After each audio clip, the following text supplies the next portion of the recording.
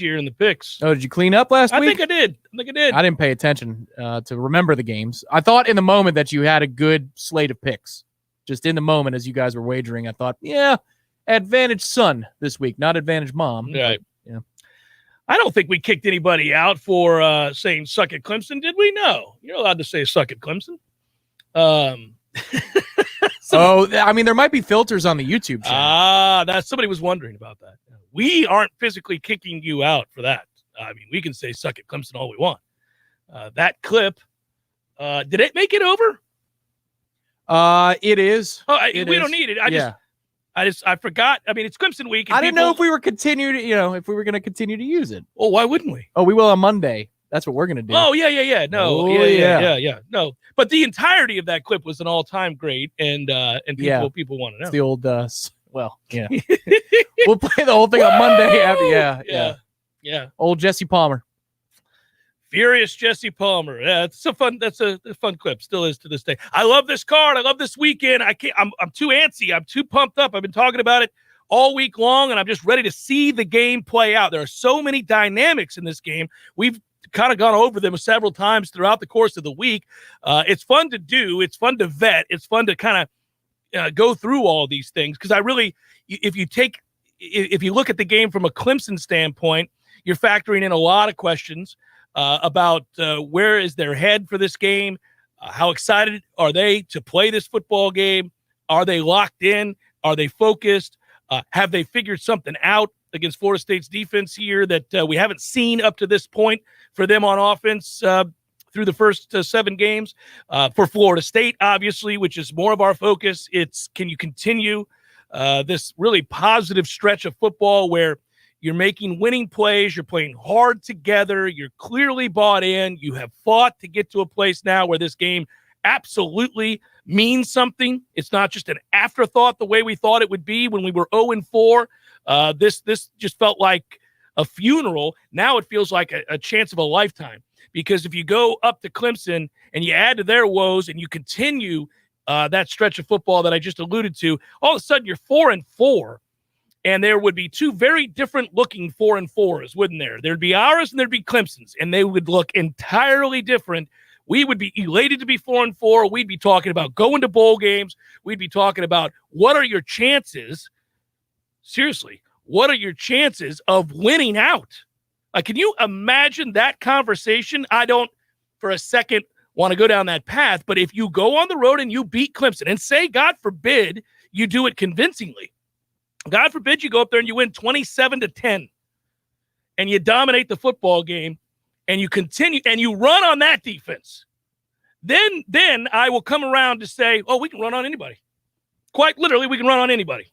If you go up there and run on that defense, because they are one of the best 3 defenses in the country. It's Georgia, it's them, and Michigan. Those 3 defenses are the best 3 in the country that I've seen. And I'm telling you, you go up there and run, and let's say you win that way. Yeah, we are going to talk about winning out. Yes, that we would. Do you have hope that they can run on Clemson's defense? Well, yeah, because I don't think they can throw. So, Okay. Sure, yeah, I have hope. Sean Tucker did go for $150. $150. I know. I just with Syracuse's offensive line. And they did have their Skalski in. Skalski was playing. Yeah, Tucker is a really good back, and Syracuse did do a good job that game. It was a weird Friday night game again. I don't know. We did a better job of stopping Sean Tucker than Clemson did as a run defense. We did. There is, yes, that was an outlier. It did happen, yes. We didn't do a real good job of stopping the quarterback from running. He ran wherever he wanted to go. So it will be very, very interesting to see if we are able to run the football against Clemson here on the road, a place they always play well. Obviously, we know about the home record and the fact that they just don't lose games there. So there's a lot going on here. I do think we're not powerless. I do think we go up there with a puncher's chance. I do think it would help an awful lot if Dylan Gibbons is able to go.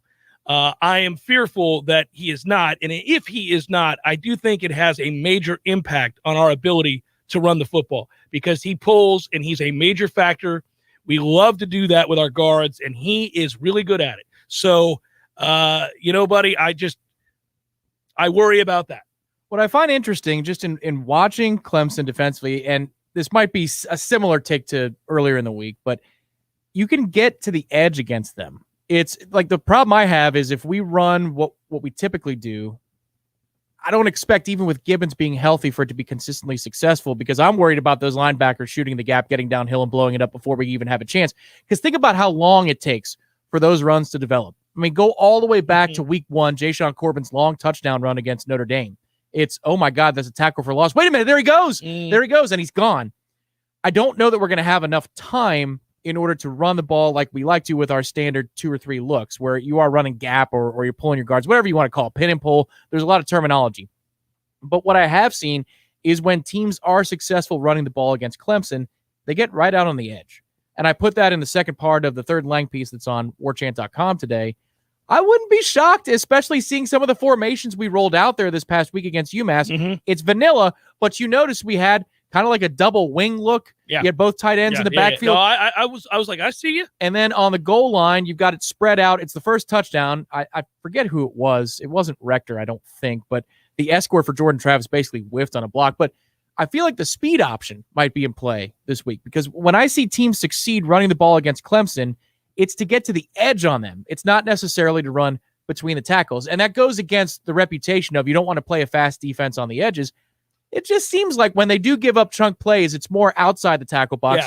But if we can run between the tackles, then it's all open for business. Well, goodness gracious. It's Christmas if we're running between the tackles. I don't know. There's no evidence that suggests we're going to run between the tackles. Not against this group. If that happens, I may take my pants off. I mean, I just get always. Yes, always. Indeed. That's just it's a go-to moment. Hey, I'm in a good mood. I'm going to take my pants off. We're out here running on Clemson right up the gut. Just looking at the stream, by the way, I like that we coordinated the gray and garnet look. Because you're rocking the NFP hat. Yeah, look at us. And I've got the gray undershirt. That's nice. All right. Well, I walked out early this morning, and when I did, I felt that football wind hit me in the face, and I went, ooh, ooh, ooh, there they are, the winds. And I got excited. I was taking my boys to school, and I said, all right, well, here's what we got to do. And I went inside. I got the all garnet Florida State. First one of the year. Did something just pop? Did your shoulder pop? No. Oh, okay. No. I slapped my leg. Oh, okay. That would have been a hell of a thing. Yeah. I'm getting old, but I'm not that old, Tom. Things don't just pop for no damn reason. I mean, they do, but usually I have to be doing more than sitting in a chair talking. Well, it's not like you're 50 or anything. Right? Oh, man. Yeah, people are ready to go. I just, it's funny.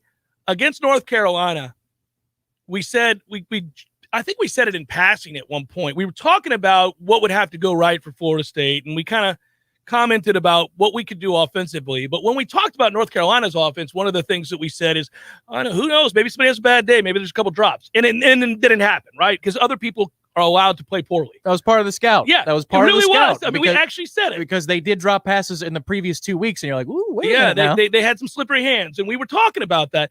Well, Clemson has a ton of drops this year. The tight end drops the ball like it's his job. He would drive me nuts. When I go back and watch Clemson, there are several moments where DJ makes a good throw. That dude he's a drop and a drop. And then even their stars have some drops where you're like, Gata has a few. Yeah. There's just been a few moments. Yeah. Now, they make spectacular catches too because they're great athletes, but man, Ross only has one, but it was a bad one. That was the Syracuse game. Everybody saw that game. By the way. Every time I talk to somebody, they're like, "Well, it was a Friday night. Of course, I watched Clemson and Syracuse." Well, what else were you going to do? Ross has terrible hands. Like, well, he's only dropped one pass. Now, it was a big one. Needed to catch that one, and he pretended he had an injury after, which you don't like. That's a sign of a culture issue. I mean, he rolled his ankle a little bit, but he went into the tent and he's like limping and he was on the field. They go to a TV timeout. Loser's limp, as we like to call it. He's back on the field within a drive and he's running full speed. Yeah, man, you just dropped the ball. Dude. Your ankle's not hurt. You just dropped the damn ball. It happens. Yeah. No, I was noticing that Ryan said that Clemson's not going to keep dropping balls. I don't know, man. I don't know. We've said every week that we expect Clemson at some point with all these athletes to go out and make plays and score points. Well, they haven't. They just haven't. At some point, they are who they are. And I would say when you get past the halfway point of the season and you're still not scoring, you've got major problems above and beyond the interior of that offensive line. There are other issues at play here. And I don't know how much they like one another.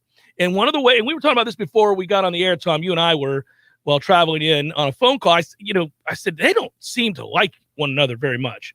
And I suspect they don't love the quarterback. There's some issues there that I see, but the receivers don't try hard for one another either. And the reason I recognize that is that when we run quick game, think about the last 2 years, before this year, I think about all the times that we've tried to run that perimeter stuff, and our receivers just get either bitched or they don't try real hard to block. Right. And man, that drives me nuts because that cannot work unless you are committed to putting your hands on somebody and making sure that you execute that block. Yeah. Clemson doesn't block. Their receivers don't block for one another at all, not even a little bit. Yeah, to a man, our guys try across the board. Remember Nooney Murray in the Orange Bowl against Michigan? Yes. Jimbo was ready to kill him for not blocking and turning dudes loose, and he ends up making the game-winning touchdown catch, and you're like, oh, man, what do you do with this? Yeah. You got to roll him back out there because who creates separation like that? Yeah. But to a man, I mean, Kentron, Poitier, Mm-hmm. number 88 in your program, you wouldn't know it very often because we don't target him, but he blocks like a madman. He does blocks like a madman. Yeah, they do. Toa Feely and Corbin for one another, and Trayshawn Ward get in the act. If it's not their ball, they're making sure that we get as many yards as we possibly can. I saw Pokey Wilson blocking downfield last week. Yeah, I mean, Cam McDonald tries to put a hat on a hat. These are little things that add up. This is a battle of polar opposites. In some ways, that's a really good thing. Florida State, these guys play for one another. They play hard. They're doing everything in their power to try to have success. Now, part of that is complete and total buy-in, but also they're not good enough, and they know that. The Jacksonville State game taught them that. They're not good enough to not do those things and expect to get a win. In fact, in order to win anything at all, unless you're playing UMass every week, you really have to be willing to lay it on the line for your brother. I mean, this team's just not good enough. 2013, 2014 team could. They could just sleepwalk their way into wins, and sometimes it would take them 2.5 quarters to decide, we should probably start playing now. 13 chose not to, 14 did choose to sleepwalk. Yeah. So here's the deal. Clemson, it's weird. You look at that, you're like, oh, they don't play hard for one another at all. They don't like their quarterback. The receivers don't care about each other. They don't block for one another at all. It's insane. But they are the much more talented team. They have way more talent than Florida State does, a lot more. And yet, that's why we always talk about this being the ultimate team game. That alone won't get it done. Just being the more talented team will not get it done. You've got to do other things in order to win football games. Again, unless you're playing somebody so physically inferior that you can literally go through the motions and win going away. That's what UMass allows for, but most teams don't. Yeah, what's interesting to me is, like, I watched again the Pitt game, and I saw Shipley and all the yards that he left out there, and he's going to be their starting running back with Kobe Pace out. And I mean, it's upwards of 100 yards that are left on the field for simple things like tripping over your own feet, turf monster, and a drop wide open pass. And that scares me for this game because that kid is one cut and go. If we're not aligned correctly, then he can make you pay, and he's into the secondary. But the thing that the Pitt game, and Kenny Dillingham talked about this on Monday when he said that Clemson is completely different defensively every single week, right? Depending upon the opponent, they look completely different because they want to stop what you do best. In the same way, Pitt defensively is nothing like what we are. I mean, nothing like what we are. Yeah. We may have man principles, but they literally press up and they put their guys on an island. Oh, they challenge I'd rather you. Admire the way Pitt plays football. I'd like to get there. I do too. I'd like to get there, but that's not where we are this time. Yeah. So the hard part is, while I'm worried about some of the plays I saw left out there against Pitt, you almost have to throw out all of that tape. None of it's good. Oh, no. You can't look at Pitt and say, we'll do that because they threw the ball 39 times. Exactly. We're not so Clemson's defensive game plan is completely different because Brent changes it week to week. And then when you look at what Pitt does defensively, that's not the same situations we're going to be putting our players in when Clemson's offense is on the field. The better tells earlier in the season. You know what? I have to give Brent Venables credit, and he gets a ton of credit, so I won't prattle on. But I watched his press conference this week, and boy, he had a lot of nice things to say about Florida State. He clearly is impressed with this coaching staff.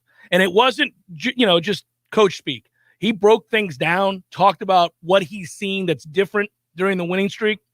And he talked about what a good job the coaches have done putting these kids in a position to succeed. So let me read between the lines there. He's saying, look, man, they stunk to high heaven. They were 0-4. They were on the precipice of a collapse.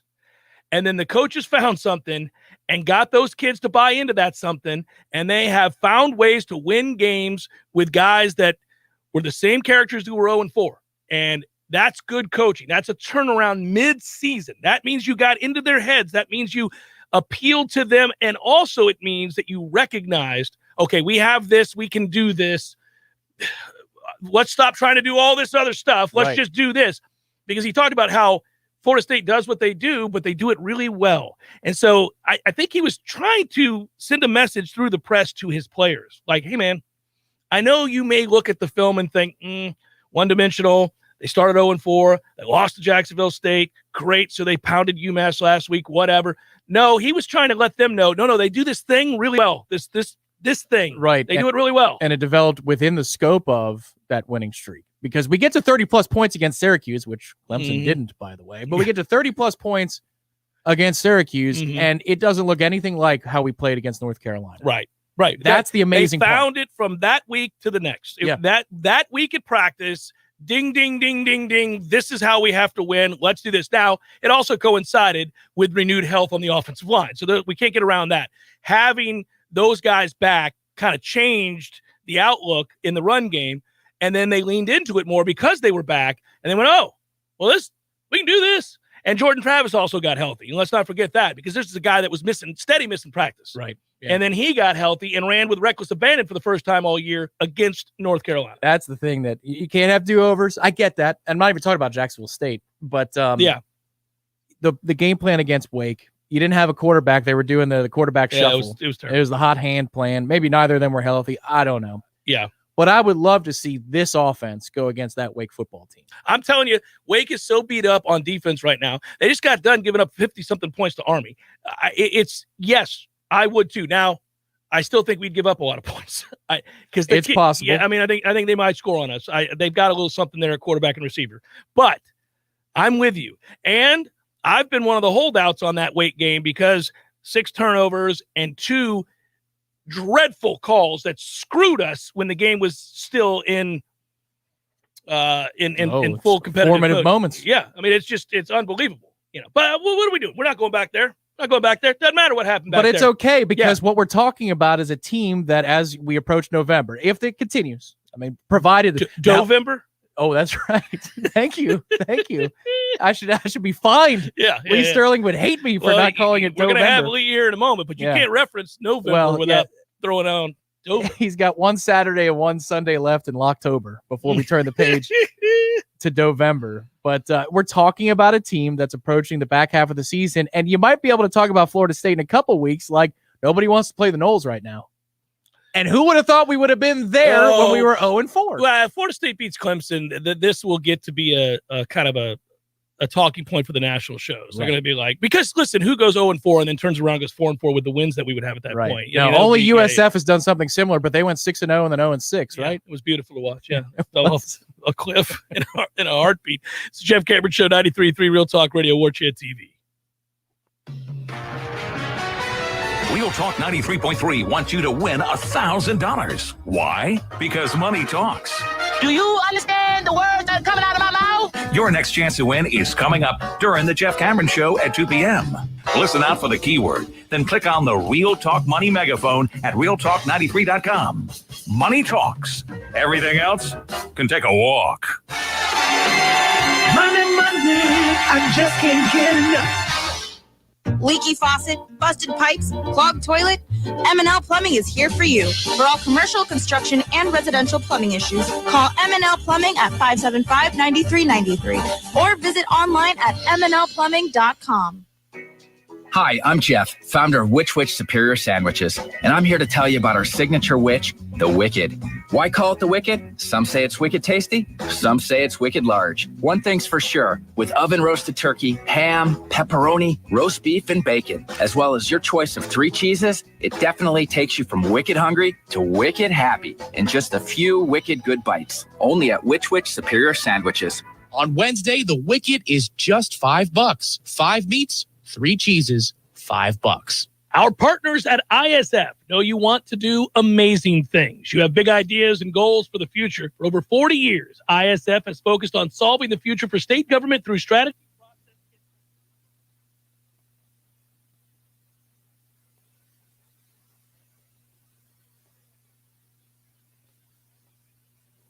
environment. ISF, your vision plus our expertise brings your brilliant ideas to life. Visit ISF.com to learn more. ISF, solving the future. Hi, Chris Kraft for the Kraft Brothers dealerships. We've experienced a couple of blockbuster months recently. What does that mean to you? It means we have a whole lot of quality pre-owned vehicles. And just when there are rumors about high prices on pre-owned cars, you guessed it. At Kraft Nissan and Infiniti, we are discounting every single pre-owned car, truck, and SUV on our lot. Instead of Dad dreaming of a new truck or SUV, why not bring him out to the Kraft Brothers lot on Mahan Drive to look at SUVs and trucks? Match what he wants. Kraft Pre-Owned has dozens of Toyotas, some Ford F-150s, and Ram 1500s. And of course, we have a big supply of Infiniti and Nissan vehicles. If we don't have what you're looking for, we will do our level best to find the car you want. Let other dealers charge you too much for pre-owned cars. Kraft Nissan and Infiniti are saying right now is the best time of the year to save on a quality pre-owned vehicle. Kraft Nissan and Infiniti of Tallahassee on Mahan Drive between Academy Sports and Costco. And remember, if the car you are looking for doesn't have the Kraft tag on it, you'll pay too much, way too much.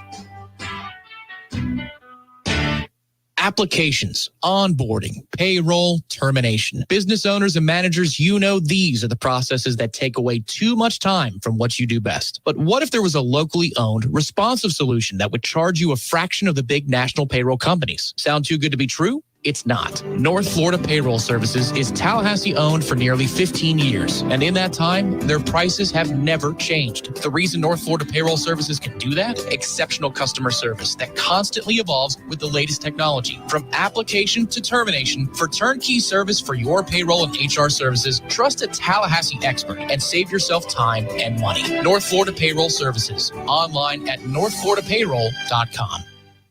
We all want more energy, more strength, more results. Well, welcome to Orange Theory Fitness as you take a step towards feeling more alive today. Backed by science, Orange Theory's heart rate monitored workout is scientifically designed to keep heart rates in a target zone, spiking metabolism and increasing energy. Orange Theory Fitness is a one-of-a-kind group personal training workout resulting in more energy, visible toning, and extra calorie burn for up to 36 hours. Experience a more vibrant life today with Orange Theory Fitness. To find out more, go to orangetheoryfitness.com.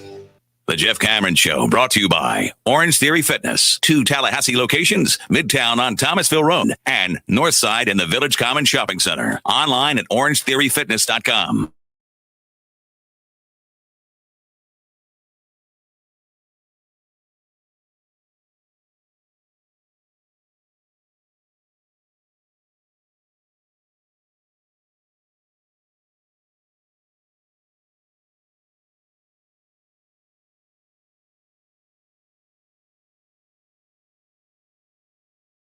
Those games, NC State, Louisville, Pitt, Miami, Georgia, Florida, Clemson, FSU, Tampa Bay, and the Saints. And then his game of the week is Auburn and Ole Miss, and he'll tell you how to get that. Could add in there the games that I'm interested in. You got any gut feelings on Georgia and Florida tomorrow? If I took Florida, I'd want the hook. It was out there briefly at 14.5. And if I could have got the 14.5, I'd have taken Florida with the points. But anything 14 or below, I'd take Georgia. So I'm not touching the game, not on my card. I'm not going to count on anybody to move the ball consistently well at all against Georgia. That is a group on defense that is extraordinary and fun to watch. I like watching that team probably more than I like watching almost anybody else play football because there's a whole lot of old school in the way they play football. It's just nasty. And very simple football. So Georgia's fun to watch. It's interesting, though, that you think that nobody might move the football that well tomorrow, given that LSU just dropped 49 on Florida. So you think it's a spirited effort? They're going to come back, circle the wagons? Because they could be quit watch if this thing gets a little... Yeah, it's rivalry games, though, have a way of drawing out the competitor in you. I imagine they'll show up. That's a hell of a loss, though, to sit on for a week. You let LSU drop 49 on you, and they still fired their coach? They were running a counter. They dropped 49 on you because they ran a counter. I think Georgia's going to try that. Here's a counter. Here's another counter. Here's some more counters. Got that one figured out there, boys? That was amazing. Lee Sterling, Paramount Sports, joins us now. How are you, brother?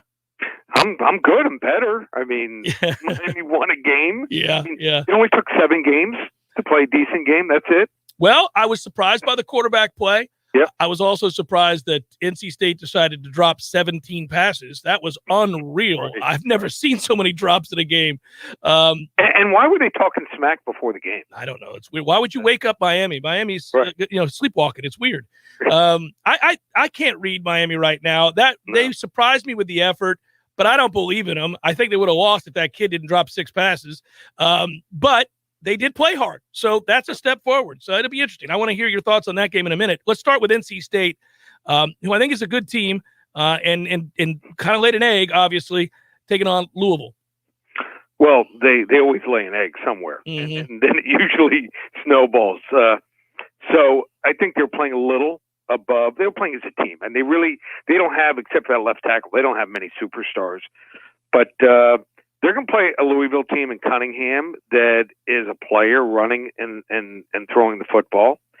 And what they're going to have to do is they're going to have to circle the wagons. They were now without their best 2 linebackers, good defensive linemen, good offensive linemen. These hits are starting to add up here.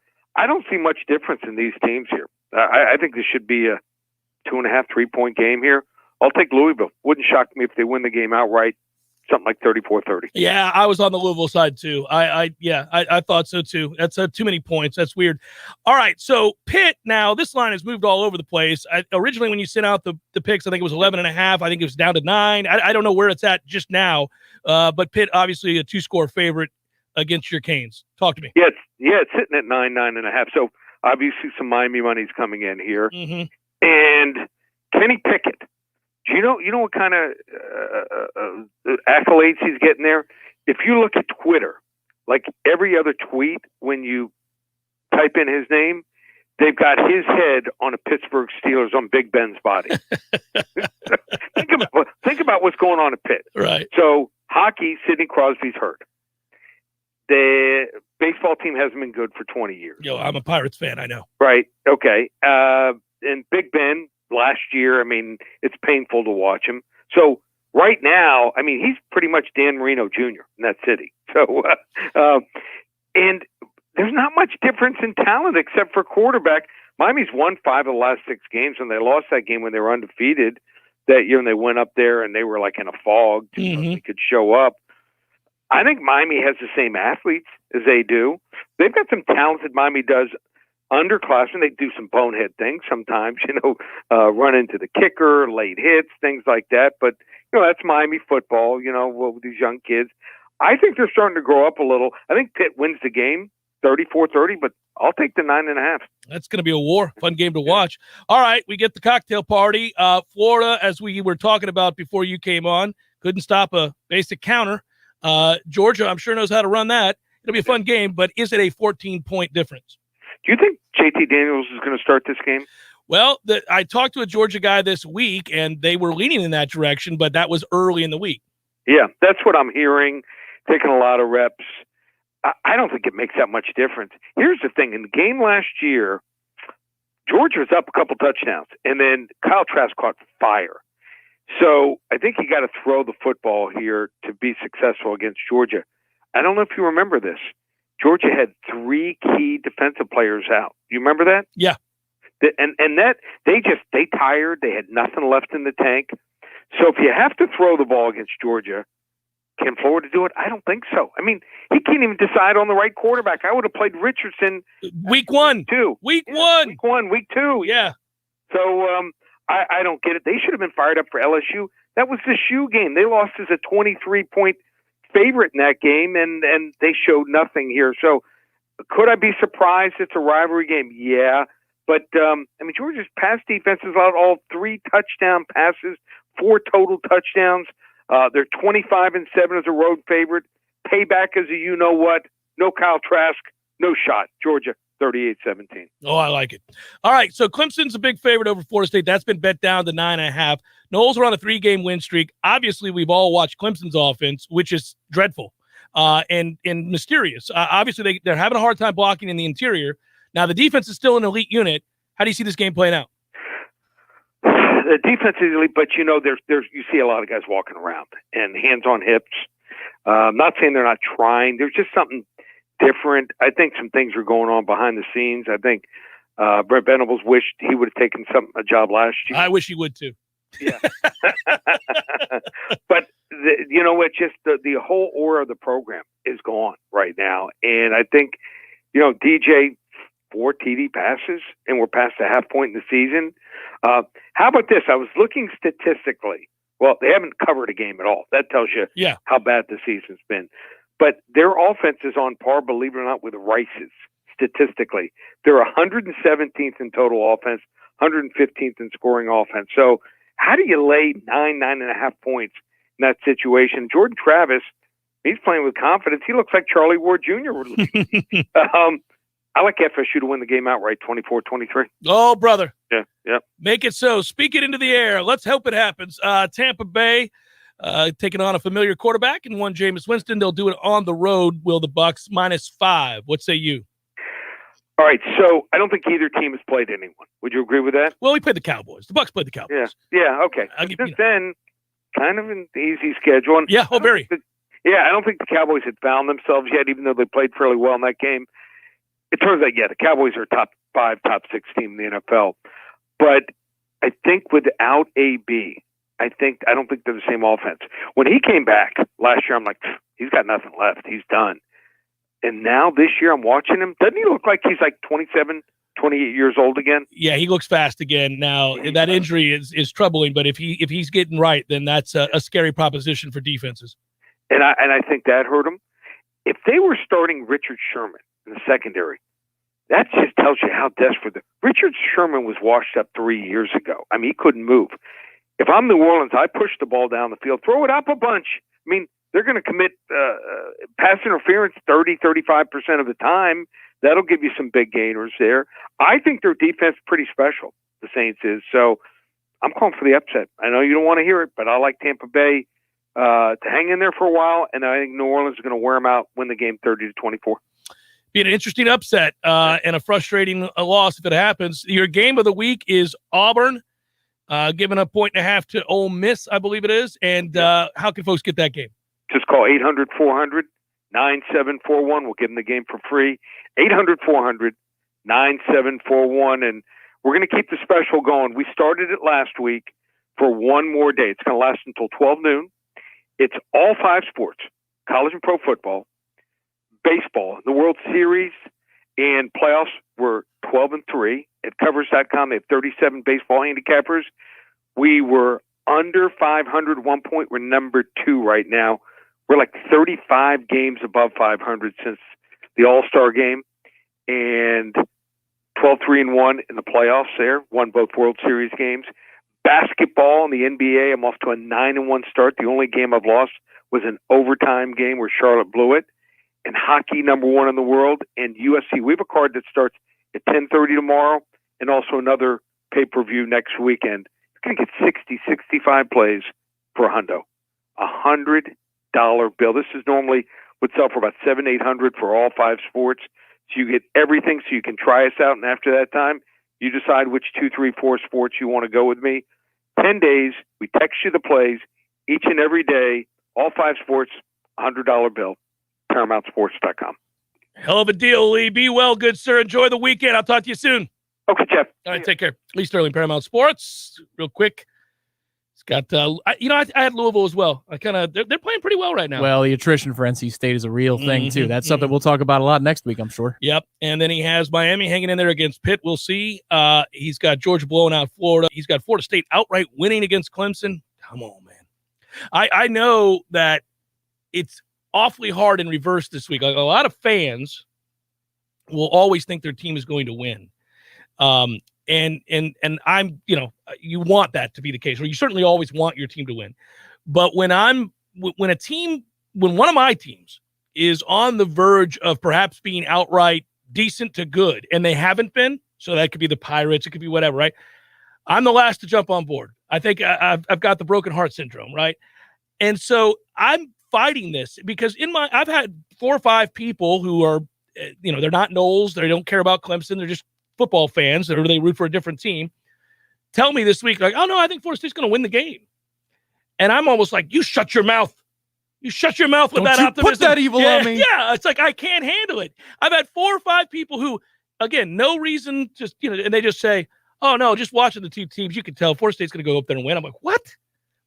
I don't see that. But, again, I may be fighting a bias where I'm fearful that I'm going to get my heart broken. I don't want to believe. Well, we've got more time to do that tomorrow, too, when we do the pregame starting at 2:30 right here on Warchant TV. The concern I have is that while Clemson in total offense and total metrics might be in the 110s and 110s, if you do look at the advanced metrics, they're somewhere closer to average. Yeah, they're somewhere closer to 50. Right. Yeah. Right. Yeah, I have. And they're dangerous. Well, you have to make the advanced metrics do a good job of adjusting for opponent's defense. Yeah, so correct. Yeah. Correct. But they still don't make the plays.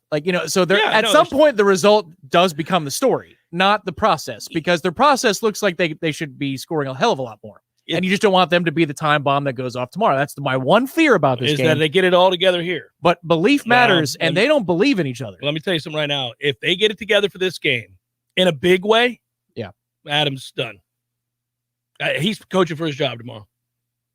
I believe that. Yes, I believe that. But he's also sitting on a 1 or 2 shot lead on a Saturday night into Sunday.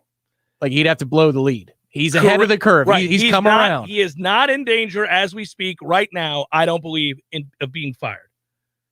Go give up 38 points to Clemson. And that sounds absurd because we would have said you're going to give up that much at a minimum before the season started. Easily. And yet now we've seen what they are and how they've played. And, man, I just know how teams felt about us in 2014, 15, and 16. They're like, well, at some point, those athletes, man, even though we had cracks in the armor and the foundation was a mess and, we had plumbing issues and it was all terrible. It was all terrible. It was a facade. But still, those athletes can go out and run it up on you. That's always going to be the fear, even if we get out to a lead tomorrow. It's Jeff Cameron Show, 93.3 Real Talk Radio, Warchant TV.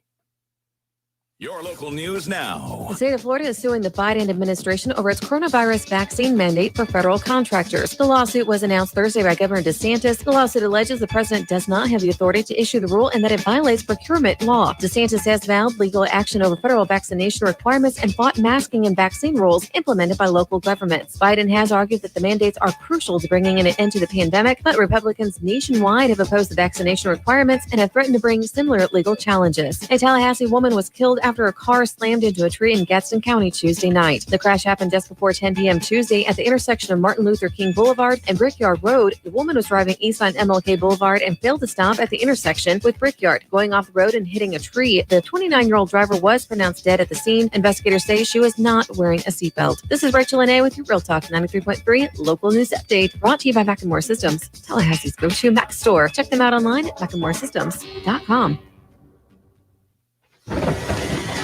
This is meteorologist Paul Trombley with your Real Talk 93.3 weather update. A wind advisory continues until 5 p.m. this evening. Partly cloudy this afternoon with a slight chance for scattered showers. Daytime highs approaching 66. Westerly winds 10 to 15 miles per hour. Lows around 50 tonight. Mainly clear skies and quiet tomorrow. High of 69. This report is brought to you by the Lawn Johns. For all your landscaping and lawn care needs, visit thelawnjohns.com. Right now, 63. Tallahassee's biggest, baddest Halloween party is at the Brass Tap in Midtown this Saturday night.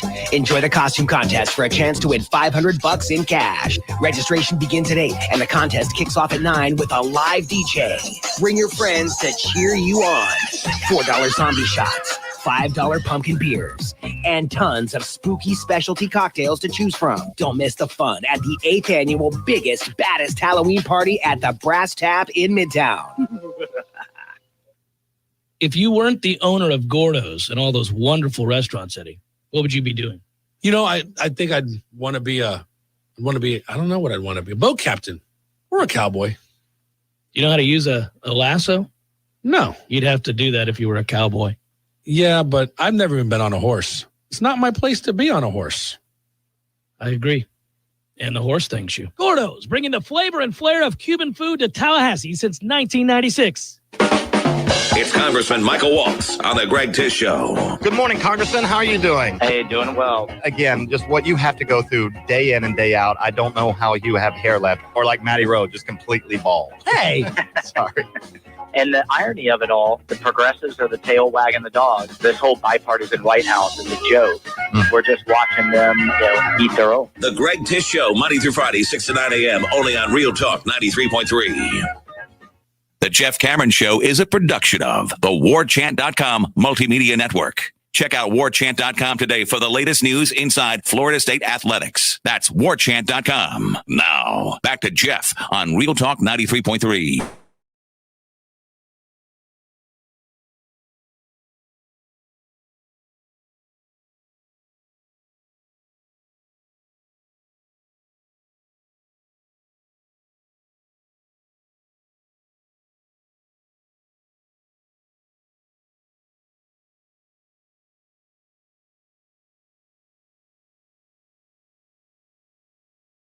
Because we've got gig speed. We're ready to roll. And if you want that, you need to give them a call today, 1-800-XFINITY, or visit Xfinity.com.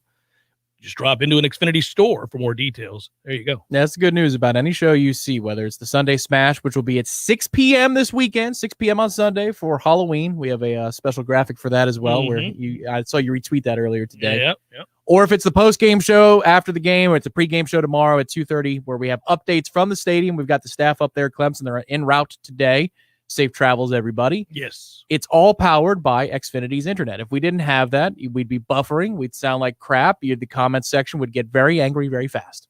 And we don't want angry people in the comment section very fast. We want people to come back, like and subscribe to our channel. We want all those things, but none of that is possible without reliable internet. In this day and age, that's how people get their messages out there.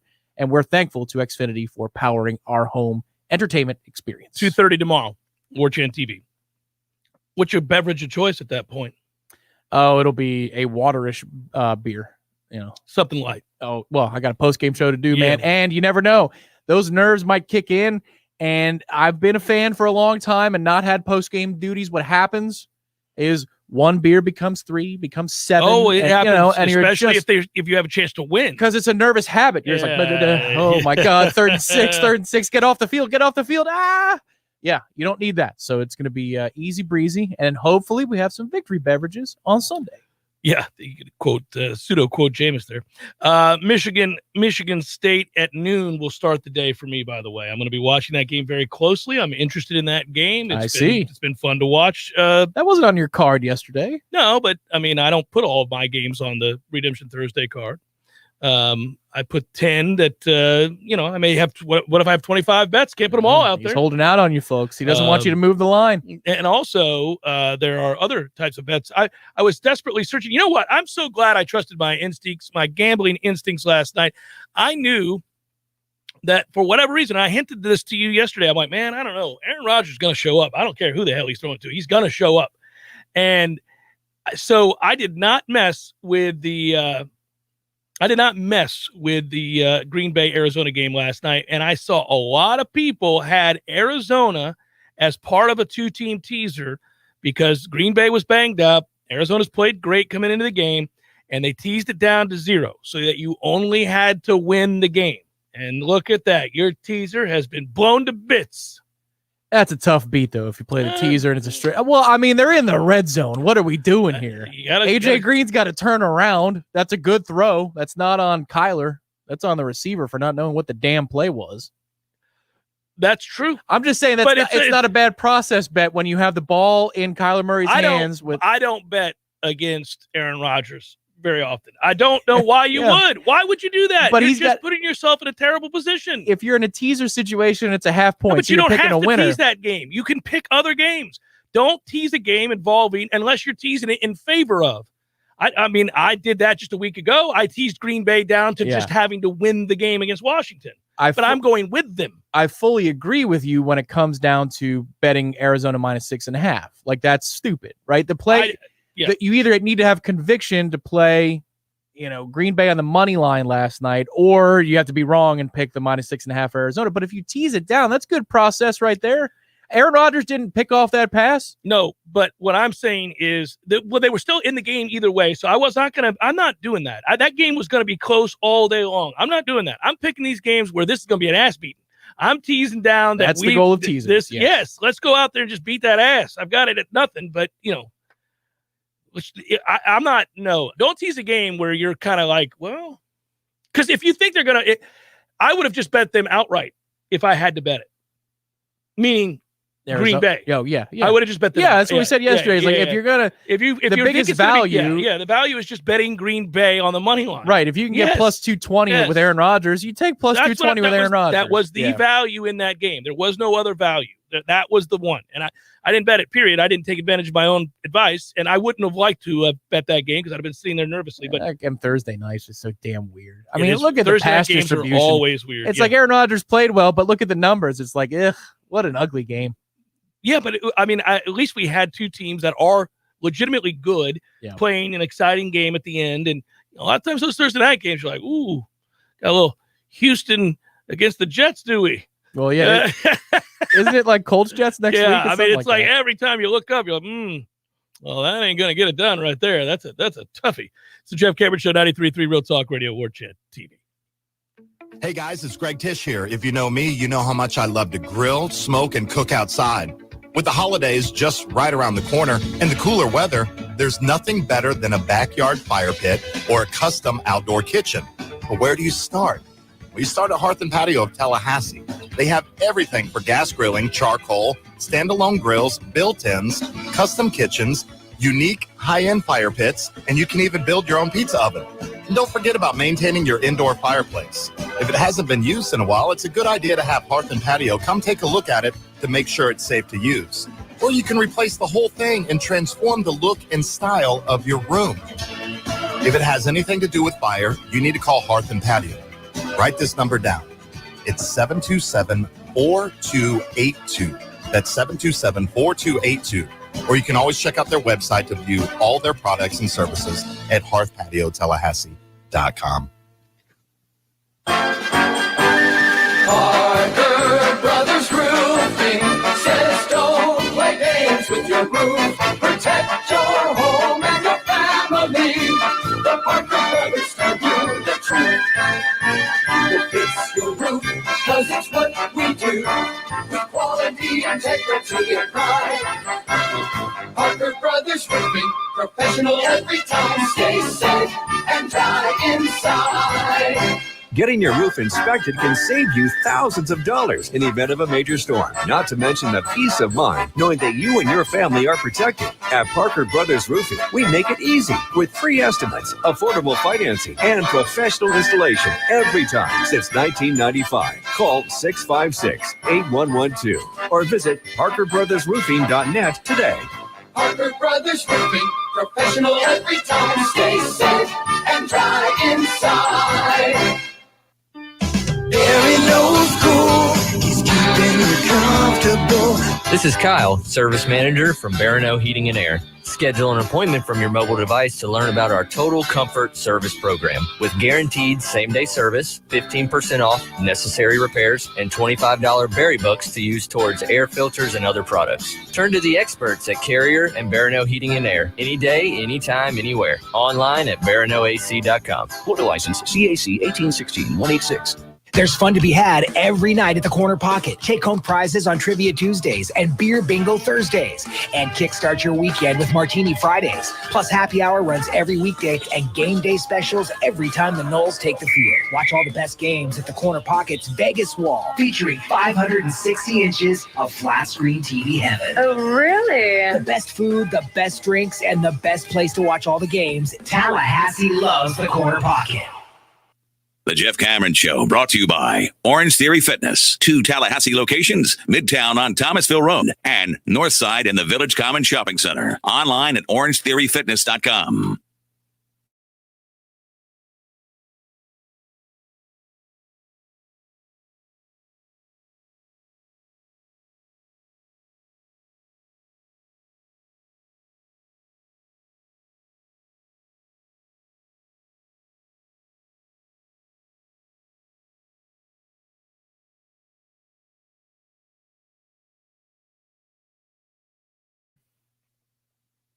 Can bleed out into the to the process between segments and then onto the air. I gotta tell you, I'm very disappointed with Spotify's on-demand playing capabilities. We got to get cleaner here. You want to talk to him? Give him a call.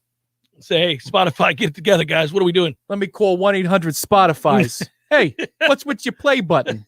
Let's tighten up your play button. Get it going a little bit faster here, guys. This is not going to get it done.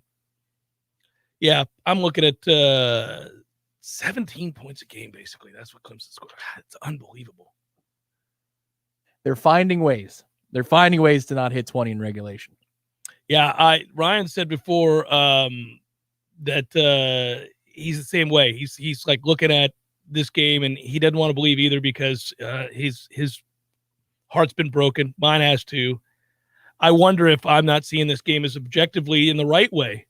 You know, most of the time you have to counter your exuberance for your squad. I don't usually like to bet FSU games because of it. I factor in that there's going to be a bias one way or the other with me a lot of times with FSU. Yeah, but in this instance, though, I think you're on the right side of things and not necessarily picking Clemson. I'm just, it's equally possible that this could be a 10 or 14-point game either way. Yeah, I truly sure. believe that. I wouldn't be stunned if Florida State won 24-10 or Clemson won 24-10 or 30-17 or whatever. Yeah. Yeah, I don't think I'm being completely unreasonable. No, I'm not being irrational about it. There are too many people whose opinion I value about football have kind of weighed in this week with me saying, "No, man, I think you guys are legitimately going to go up there and win." And it's interesting because I know when we're fading, I've always got a very good finger on the pulse of that, like before it happens. And then that's because you're there, you can see it, you're present every day, you're talking to sources there, and they're saying, yeah, things aren't right behind the scenes. And you can kind of first guess that when it's your team that you're covering. They got problems, man. This kid doesn't like that kid. This coach can't connect with this group.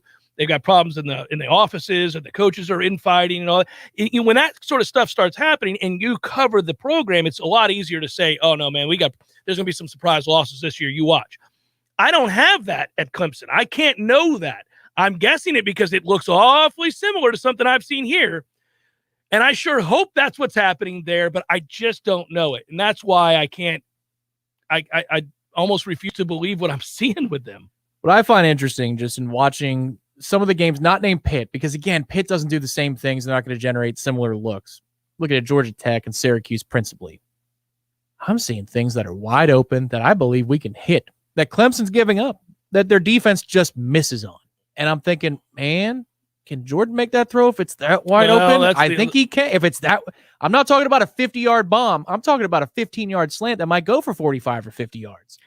If the best of all worlds here, Tom, is if this continues to develop to where the confidence in the pocket, he's only made a few throws where I've thought, oh, that's a step forward from the pocket. Yeah, and they're like 5 yards downfield. Yeah, they're little quick throws. It is a progression. It is, second and third option. So that's rare for him, and I get excited when I see it. If that actually happens in a game on the road against Clemson, where you're nearly a double-digit underdog, okay, well then magic has arrived, and we're just going to celebrate the rest of these wins that Florida State's about to rack up. Oh, well, then there are scenarios. Maybe they can win you the Atlantic if Wake falls apart. Well, they're all beat to hell. Let's hope it happens. Hour number 2, fourth coming. Stay with.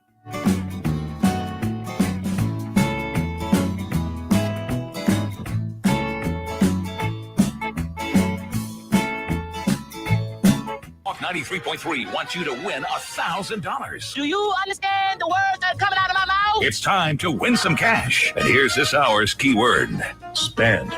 S-P-E-N-D. Spend. Click on the Real Talk Money Megaphone at realtalk93.com to enter the keyword for your chance to win $1,000 in this nationwide contest. Money talks. Everything else can take a walk. Money, I just can't get enough. Coming up next, more of the Jeff Cameron Show. Live and local on Real Talk 93.3. WVFT. Greta, Tallahassee. Breaking news this hour from townhall.com. I'm John Scott. President Biden acknowledges a U.S.-led submarine deal that left France empty-handed could have been handled better. When the U.S., UK, and Australia announced a new security pact this fall, France lost its submarine deal, and it sparked a diplomatic blow-up. During a meeting in Rome, President Biden told French President Macron that America was clumsy in how it handled that arrangement. At a photo op, the president made clear that the U.S. views France as an incredible, valued partner. White House correspondent Greg Clugston. University of Virginia political analyst Larry Sabato says Democratic apathy is what has Terry McAuliffe running neck and neck with Republican Glenn Youngkin in the Virginia gubernatorial race. Democrats are disillusioned and therefore are less enthusiastic about voting.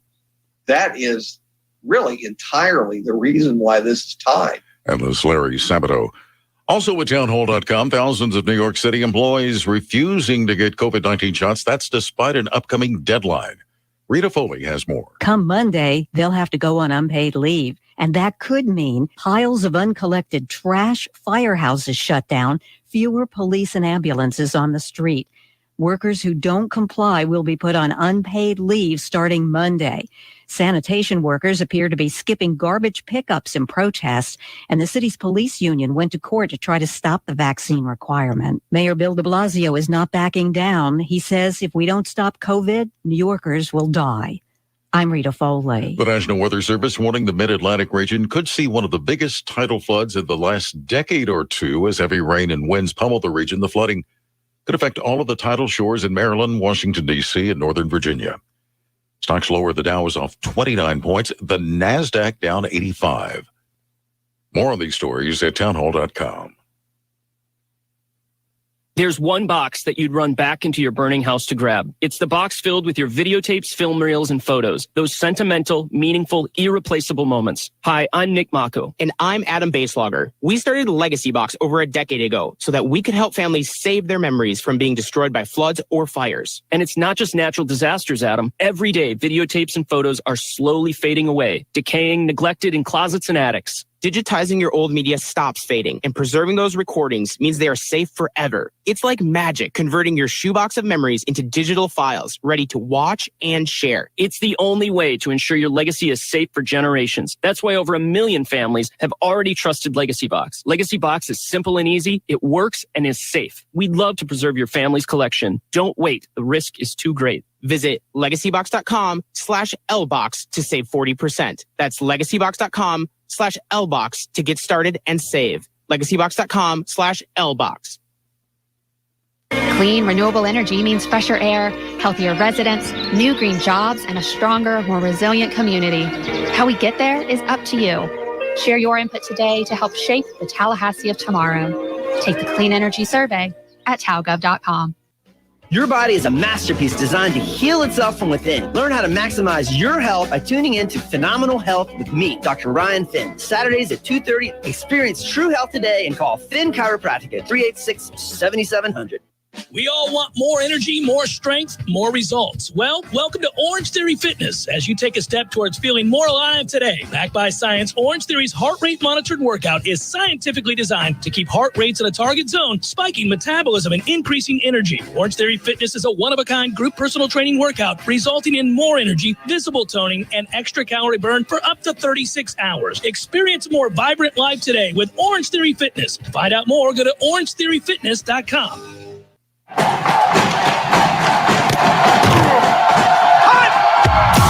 Broadcasting live from Florida's capital city, this is the Jeff Cameron Show, brought to you by Orange Theory Fitness on Real Talk 93.3. Now, stop what you're doing and listen closely. It's time for the Jeff Cameron Show in 5, 4, 3, 2, 1.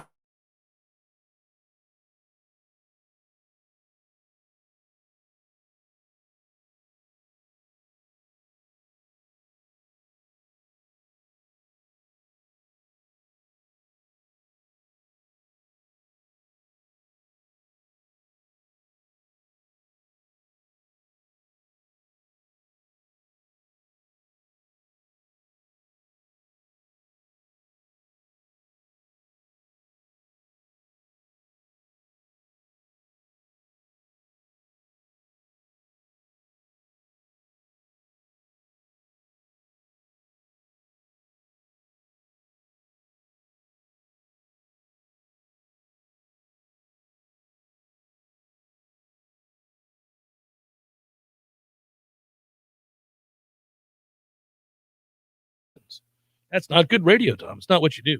At Jay Cameron Show, Christopher Wright's listening to Lee tell you the Noles are going to win outright is like the scene from Good Will Hunting. It's not your fault.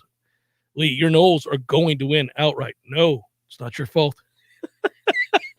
your Noles are going to win outright, Jeff. No, it's not your fault. Yeah, man. Don't F with me, man. Yeah. Don't F with me, right? I slap Lee's hand. Don't you go there, Lee. It's Locktober. Jeff, I'm serious. The Noles are going to win outright. Get away from me, Lee. Not you. Not you. Come here, son. Yeah, man.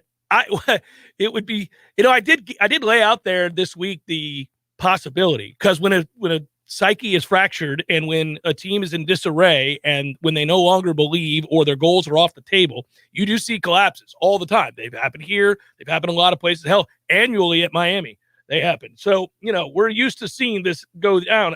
Let's hope that's the mindset of the Clemson Tigers right now. Let's hope that they come out and they do the thing that Florida State would do all of last year, the year before that, where they puff their chest out and then they get punched.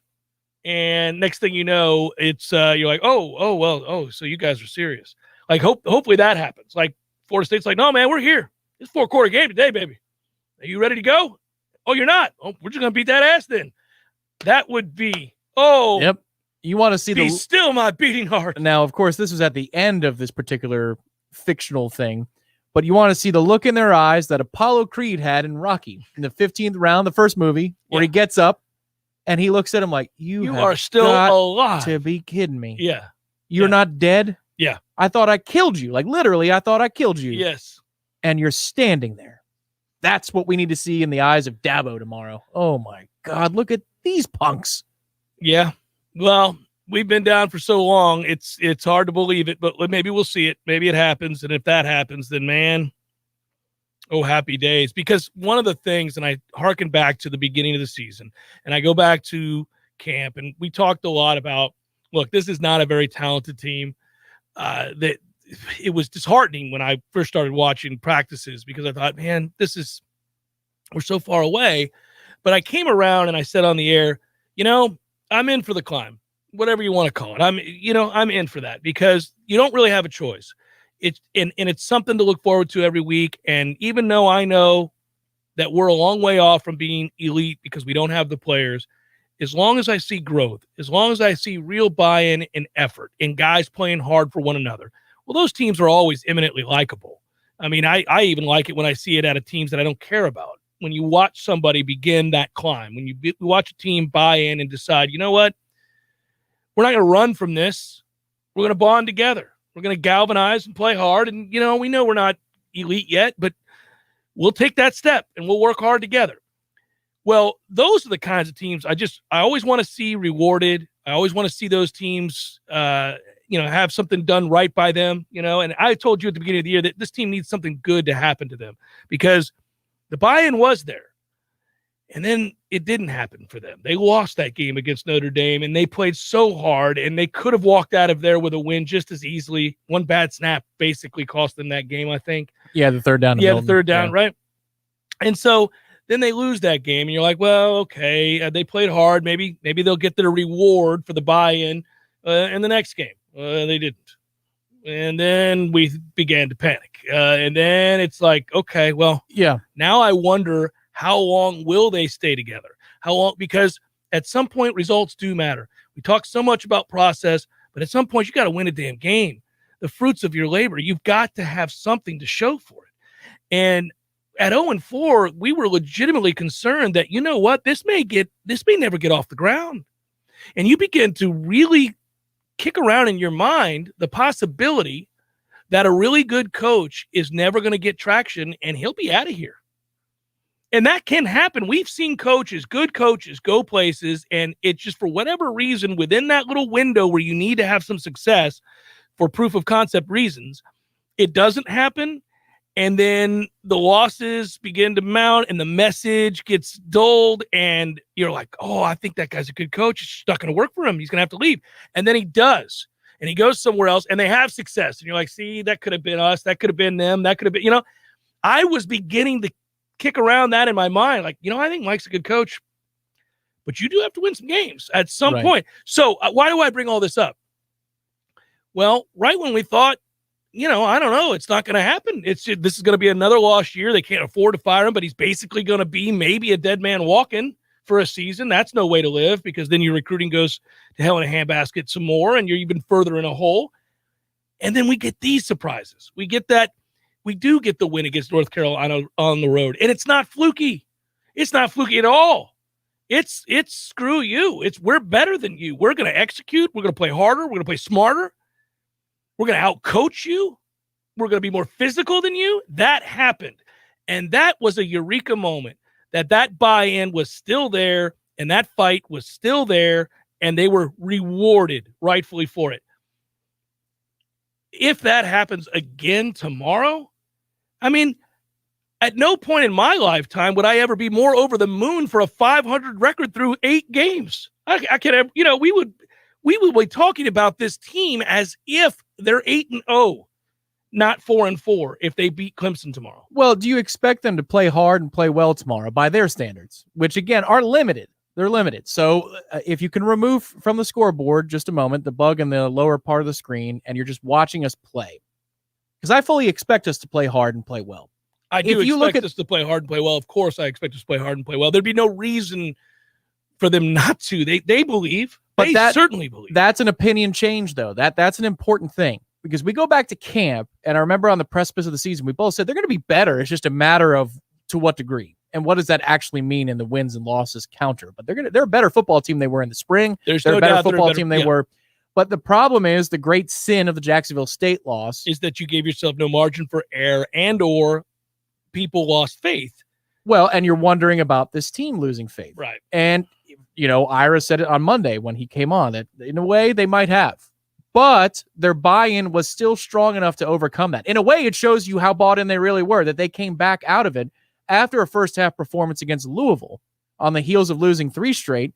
You lost the first half by 1 million, and yet you come around and you fight. That's how much ingrained the message was in the offseason and fall camp, that there was still something in there for them to reach down and find and help turn this thing around, to the point where now if you look at the full season as a resume of are they better, there's more good than bad to talk about. That's real. That's something that a recruit can see. That's something that a booster should see in a fan, a media member. At this point, no, it's not all pretty. And there are times where we are outgunned. And there are times we gotten lucky. North Carolina did drop a bunch of passes. I still think we win that football game if they catch them, because we probably still outscore them. You push us to score more, fine. Well, we'll go ahead and do so. All day that day. Yeah, correct. We'll score more than you. Yeah, they didn't want any part We'll turn that 35-7 run into a 49-21 run. Whatever you want. We could have laid it out there. But the resume this season has more improvement than it does disappointment. I expect that to continue tomorrow, independent of whether we win or we lose. But that's the identity of the team, that it was that strong, their buy-in, that they fought through that valley, because it was deep now. I will say this too, seeing the growth and seeing that they've improved and seeing that they bought in does give you a lot of faith, where you had probably lost all faith after the Jacksonville State game. And I'm talking about just within the coaching staff, believing in those coaches, because that's an all-time blunder. That's an all-time mistake. And it had directly to do with their mistake of treating that game like a glorified scrimmage. And it carried over to Wake. It was a sour taste where you control the game for 3 quarters, but those next 5, the fourth quarter against J-State, followed by the week against Wake, like, oh my God. Oh, sure. You found a way. We had all this momentum. Yeah, and you found a way to screw it up. You found a way. These kids are going to say, another coach lied to me. Like, that's what was, God, that was right there. Yeah, it was so disheartening. It was really nerve-wracking. You thought, oh no, you've done this to yourself. I can't help you. You did all the hard work. Yeah, I can't help you here. Yeah. Well, and then of course, if you couple that with the fear that you were going to lose the entire class because you out here losing to Jacksonville State, I guess it's just for proper perspective. It's good to remind yourself of how we've arrived at this place before playing this game tomorrow. And that it's also another reminder, and it's a good one for these kids to learn too, that hard work, self-determination, belief in one another, all that stuff that you hear thrown around as leadership, and it pays off. It pays off. If you stick with it, even in the wake of all of this, you can have success.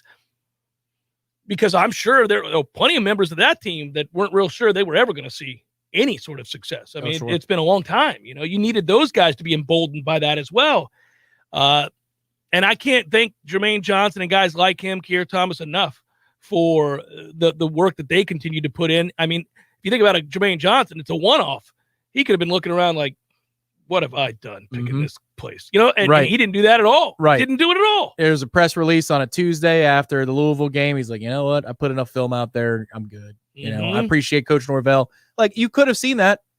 Maybe not a lot of other players, but a significant number of other players in that situation might have done just that. And also consider, too, that the Syracuse game was ugly as hell. You were controlling that game. You're trying to find a way to lose. Give it away. You tried to give it away, dropping a punt and just tried to give it away. You got away with that one. But then you go on the road and you're down 10-0. I know. Any number of signs of real problems. It wasn't a front runners win. That's important too, because this program has had moments of being front runners when we thought there was like, this is a group that fought back from 10-0 down, did not panic at all. Nobody did. It was weird, that game. Even when they were down 10-0, you could see they were buttoned up. They had a plan. It's like, okay, let's get something in here and let's see if you can feel good about yourself for a second. Let's just a little something. That's what gives me hope tomorrow if they get down. Not, 17-0 or anything like that. Don't do anything dumb. Don't be getting down 10-0 on the road to Clemson. But you've seen the poise. I know that building will be different. The talent on the other sideline is different, especially on that defense. I get all that. But you're talking about mindset, and that's what they care about right now is the mindset. We're mentally tough enough to deal with some early problems. The hardest thing to overcome, it's funny you bring that up. I think we've all been in a situation like this. It's very relatable.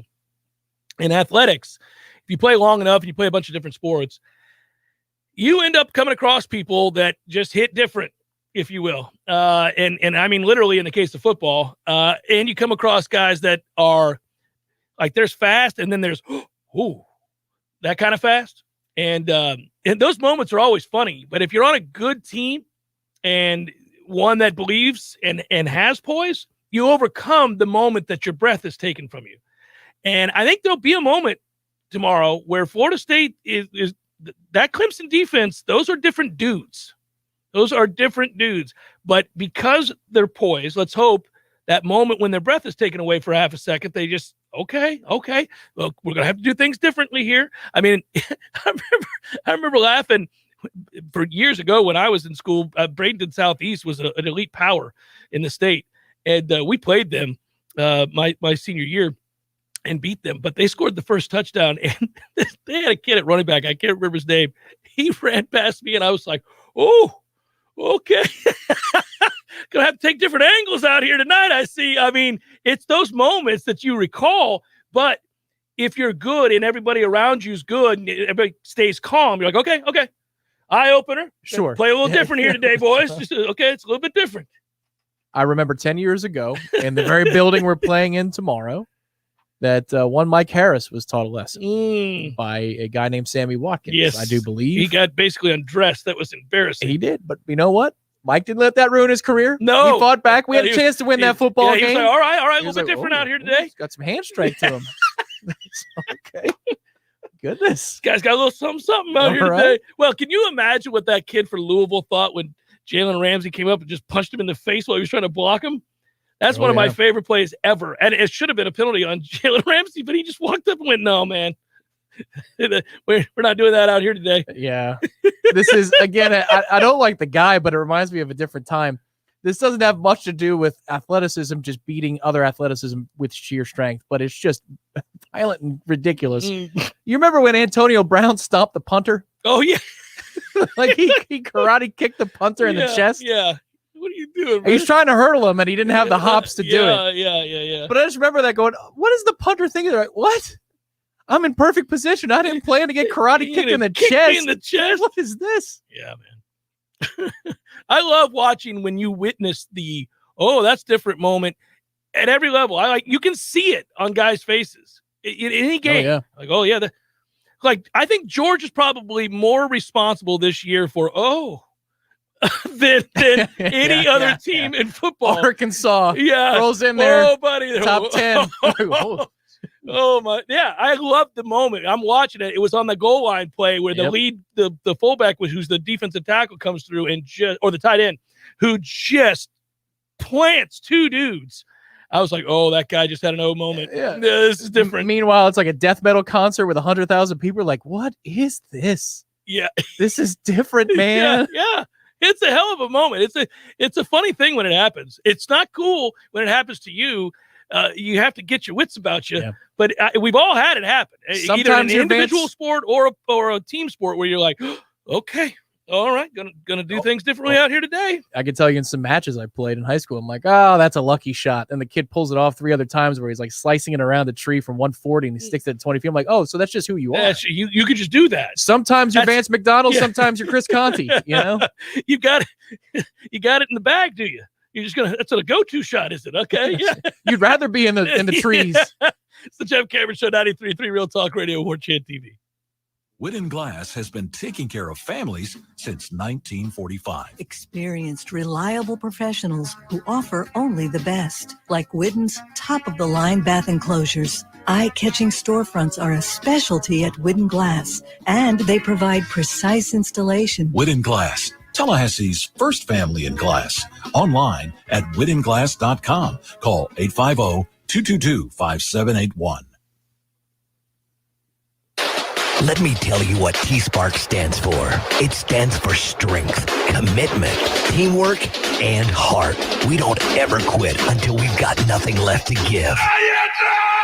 Our team is unstoppable. Want a guaranteed win? Call T-Spark Enterprises for your next roofing or construction project. We conquer all peaks. TSparkConstruction.com. License number CCC 1331204. Hey guys, it's Greg Tish here. If you know me, you know how much I love to grill, smoke, and cook outside. With the holidays just right around the corner and the cooler weather, there's nothing better than a backyard fire pit or a custom outdoor kitchen. But where do you start? Well, you start at Hearth and Patio of Tallahassee. They have everything for gas grilling, charcoal, standalone grills, built-ins, custom kitchens, unique high-end fire pits, and you can even build your own pizza oven. And don't forget about maintaining your indoor fireplace. If it hasn't been used in a while, it's a good idea to have Hearth and Patio come take a look at it to make sure it's safe to use. Or you can replace the whole thing and transform the look and style of your room. If it has anything to do with fire, you need to call Hearth and Patio. Write this number down. It's 727-4282. That's 727-4282. Or you can always check out their website to view all their products and services at hearthpatiotallahassee.com. When you need a plumber quick, how long is an acceptable time to have to wait? Yeah, hey, it's the Millers again. Just calling you about our little plumbing problem. 2 hours? Hey, we were hoping you can get here soon because the water is getting really bad. I mean, please hurry. 4 hours? I know you said you were on your way, but, honey, tell the kids to tread water. 8 hours? Don't worry about us. We're fine. At M&L Plumbing, you'll never have to wait long for quality, dependable service right when you need it. At M&L Plumbing, we listen to our customers, and our qualified technicians aim to achieve 100% customer satisfaction. So the next time you need plumbing work or repairs, think of the name M&L Plumbing, your local plumbing experts, commercial or residential. Give us a call, 850-575-9393, or visit us online at mndlplumbing.com. M&L Plumbing, for all of your plumbing needs. Reaching retirement age can bring up a lot of questions, especially regarding Social Security.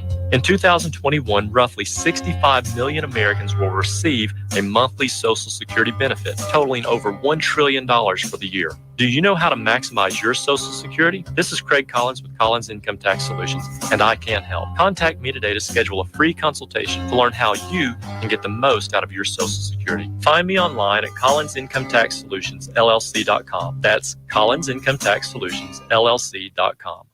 We all want more energy, more strength, more results. Well, welcome to Orange Theory Fitness as you take a step towards feeling more alive today. Backed by science, Orange Theory's heart rate monitored workout is scientifically designed to keep heart rates in a target zone, spiking metabolism and increasing energy. Orange Theory Fitness is a one-of-a-kind group personal training workout resulting in more energy, visible toning, and extra calorie burn for up to 36 hours. Experience a more vibrant life today with Orange Theory Fitness. To find out more, go to orangetheoryfitness.com. Jeff Cameron Show is a production of the Warchant.com Multimedia Network. Check out Warchant.com today for the latest news inside Florida State athletics. That's Warchant.com. Now, back to Jeff on Real Talk 93.3.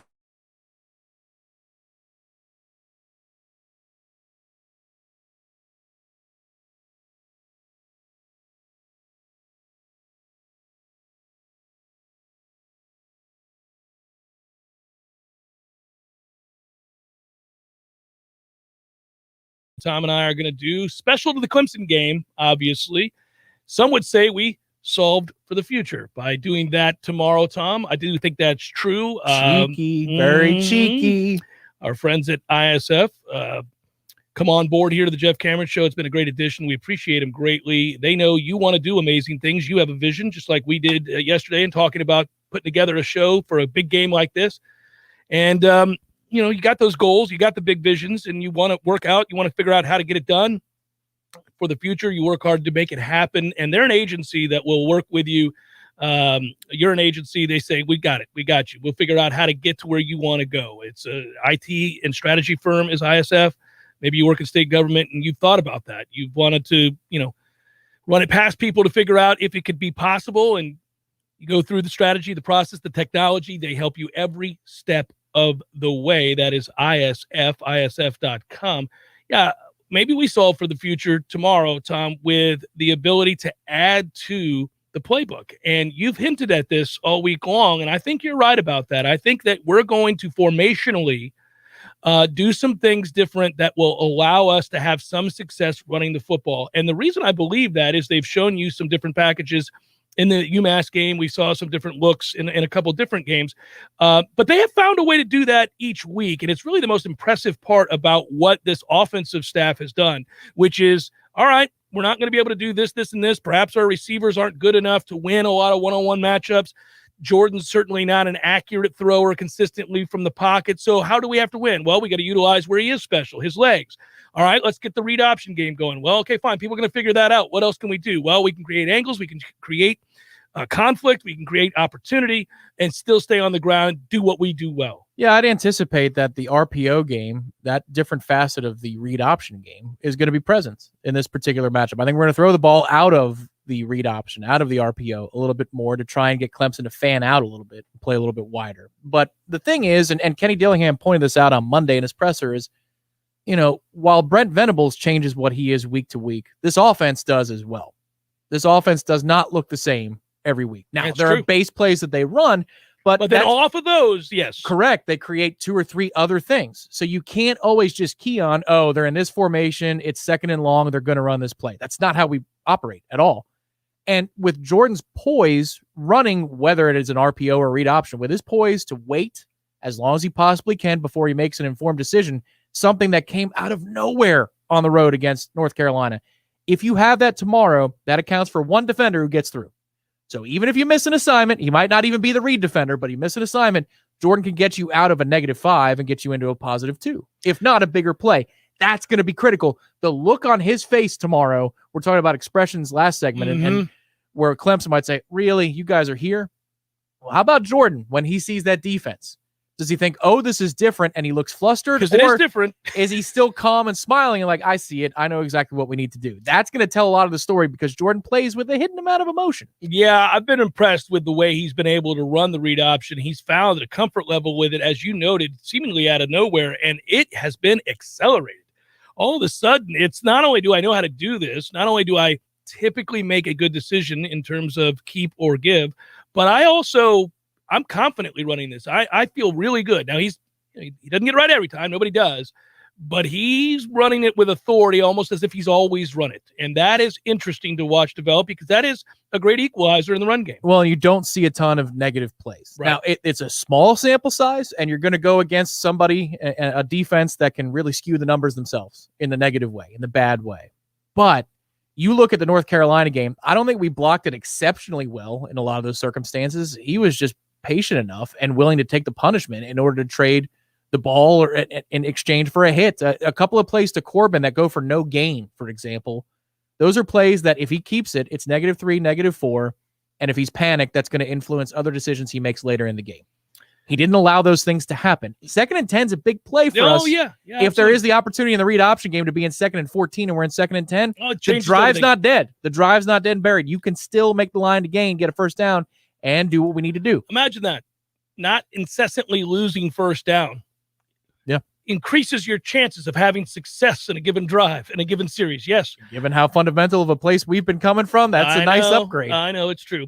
ISF sponsoring this segment. It is obviously solving the future, and they work with state agencies like yours. They have for decades Take on projects and challenges across what is now an ever-evolving landscape of technology and business processes, from direct consulting services to leveraging your extensive experience to provide, or their extensive experience to provide oversight, independent verification, validation, all that stuff that you're interested in doing. Check them out, isf.com.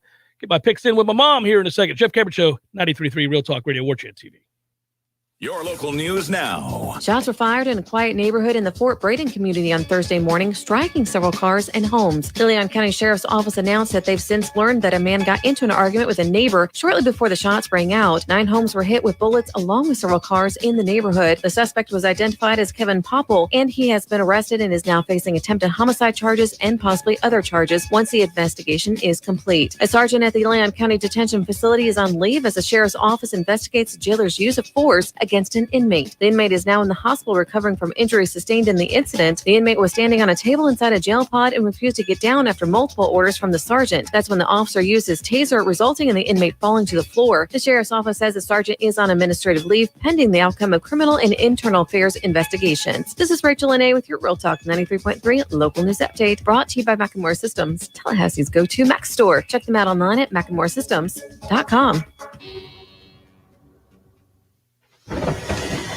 This is meteorologist Paul Trombley with your Real Talk 93.3 weather update.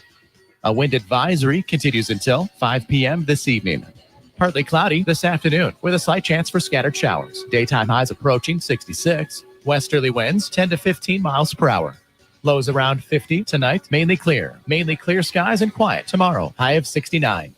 This report is brought to you by the Lawn Johns. For all your landscaping and lawn care needs, visit thelawnjohns.com. Right now, 63. Where is the best place to find Michelin, Firestone, Dunlop, Goodyear, and Bridgestone tires? Nice Tire and Auto Service. Where's the best full-service auto center? Nice Tire and Auto Service. They do everything from computerized alignments to brakes, tune-ups, and safety inspections. Where can you get complete auto service you can trust? That's easy. Nice Tire and Auto Service. 4792 Bluntstown Highway, just west of Capitol Circle. If you weren't the owner of Gordo's and all those wonderful restaurants, Eddie, what would you be doing? You know, I think I'd want to be I don't know what I'd want to be, a boat captain or a cowboy. You know how to use a lasso? No. You'd have to do that if you were a cowboy. Yeah, but I've never even been on a horse. It's not my place to be on a horse. I agree. And the horse thanks you. Gordo's, bringing the flavor and flair of Cuban food to Tallahassee since 1996. It's Congressman Michael Waltz on the Greg Tish Show. Good morning, Congressman. How are you doing? Hey, doing well. Again, just what you have to go through day in and day out. I don't know how you have hair left, or like Matty Rowe, just completely bald. Hey! Sorry. And the irony of it all, the progressives are the tail wagging the dog. This whole bipartisan White House is a joke. We're just watching them eat their own. The Greg Tish Show, Monday through Friday, 6 to 9 a.m., only on Real Talk 93.3. The Jeff Cameron Show, brought to you by Orange Theory Fitness. 2 Tallahassee locations, Midtown on Thomasville Road and Northside in the Village Common Shopping Center. Online at orangetheoryfitness.com.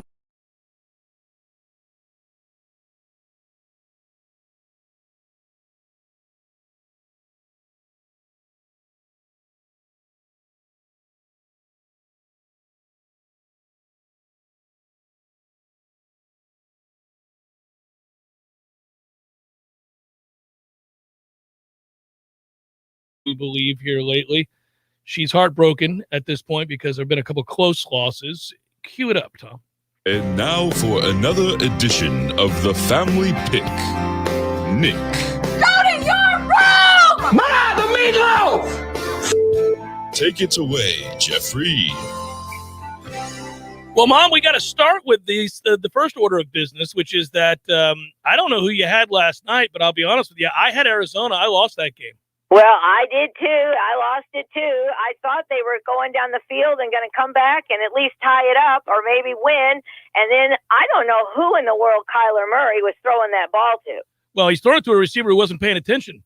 Well, yes, but I mean, surely to goodness that had to be a big miscommunication. I mean, I can't believe the guy wasn't even attempting to look for the ball. Yeah, no, the receiver screwed that up. That's not on Kyler. I'm sure Kyler. Yeah. And poor Kyler, you could tell he was just devastated. I mean, yeah. You know, he just looked because I think they all thought they were going to at least go into overtime. Well, they didn't, and they lost, and that's fine because ultimately I want the Bucks to have home field advantage, and so now we got the Cardinals removed from those that are unbeaten. And so with a win tomorrow or a Sunday for the Bucks, you could see a bunch of people with just the one loss, and we're all in good shape at that point, and we can fight it out in the second half of the season to see who gets home field advantage. Well, that's true. That's true. And anyway, but it was a good game to watch. I mean, Lord, it was exciting. But I'll tell you right now, I have got to make a huge comeback here because those games, like you said, I've lost I don't know how many games in the last seconds by a field goal. Yeah, I haven't. I've won those games, Mom. I know you have. And every time it happens, I'm like, I'll be damned. I really thought Miami was going to come back there, and then they lose, and then, I don't even know all the other games, but it's just been frustrating. So are you down to me 6 or 5? No, 6. 6. Definitely 6. Yeah, maybe even more. We're losing track. Goodness gracious. I know. I'll take 6. Okay. I'm telling you, it's terrible. But I know. Listen. I didn't know you were going to be so angry about my big victory last year that you're just trouncing me. Yeah, my goal is to beat you by 20. Oh my God! Well, no. I've got to. And the thing is, these games, like every week, I look at them, and there's always like 3 or 4.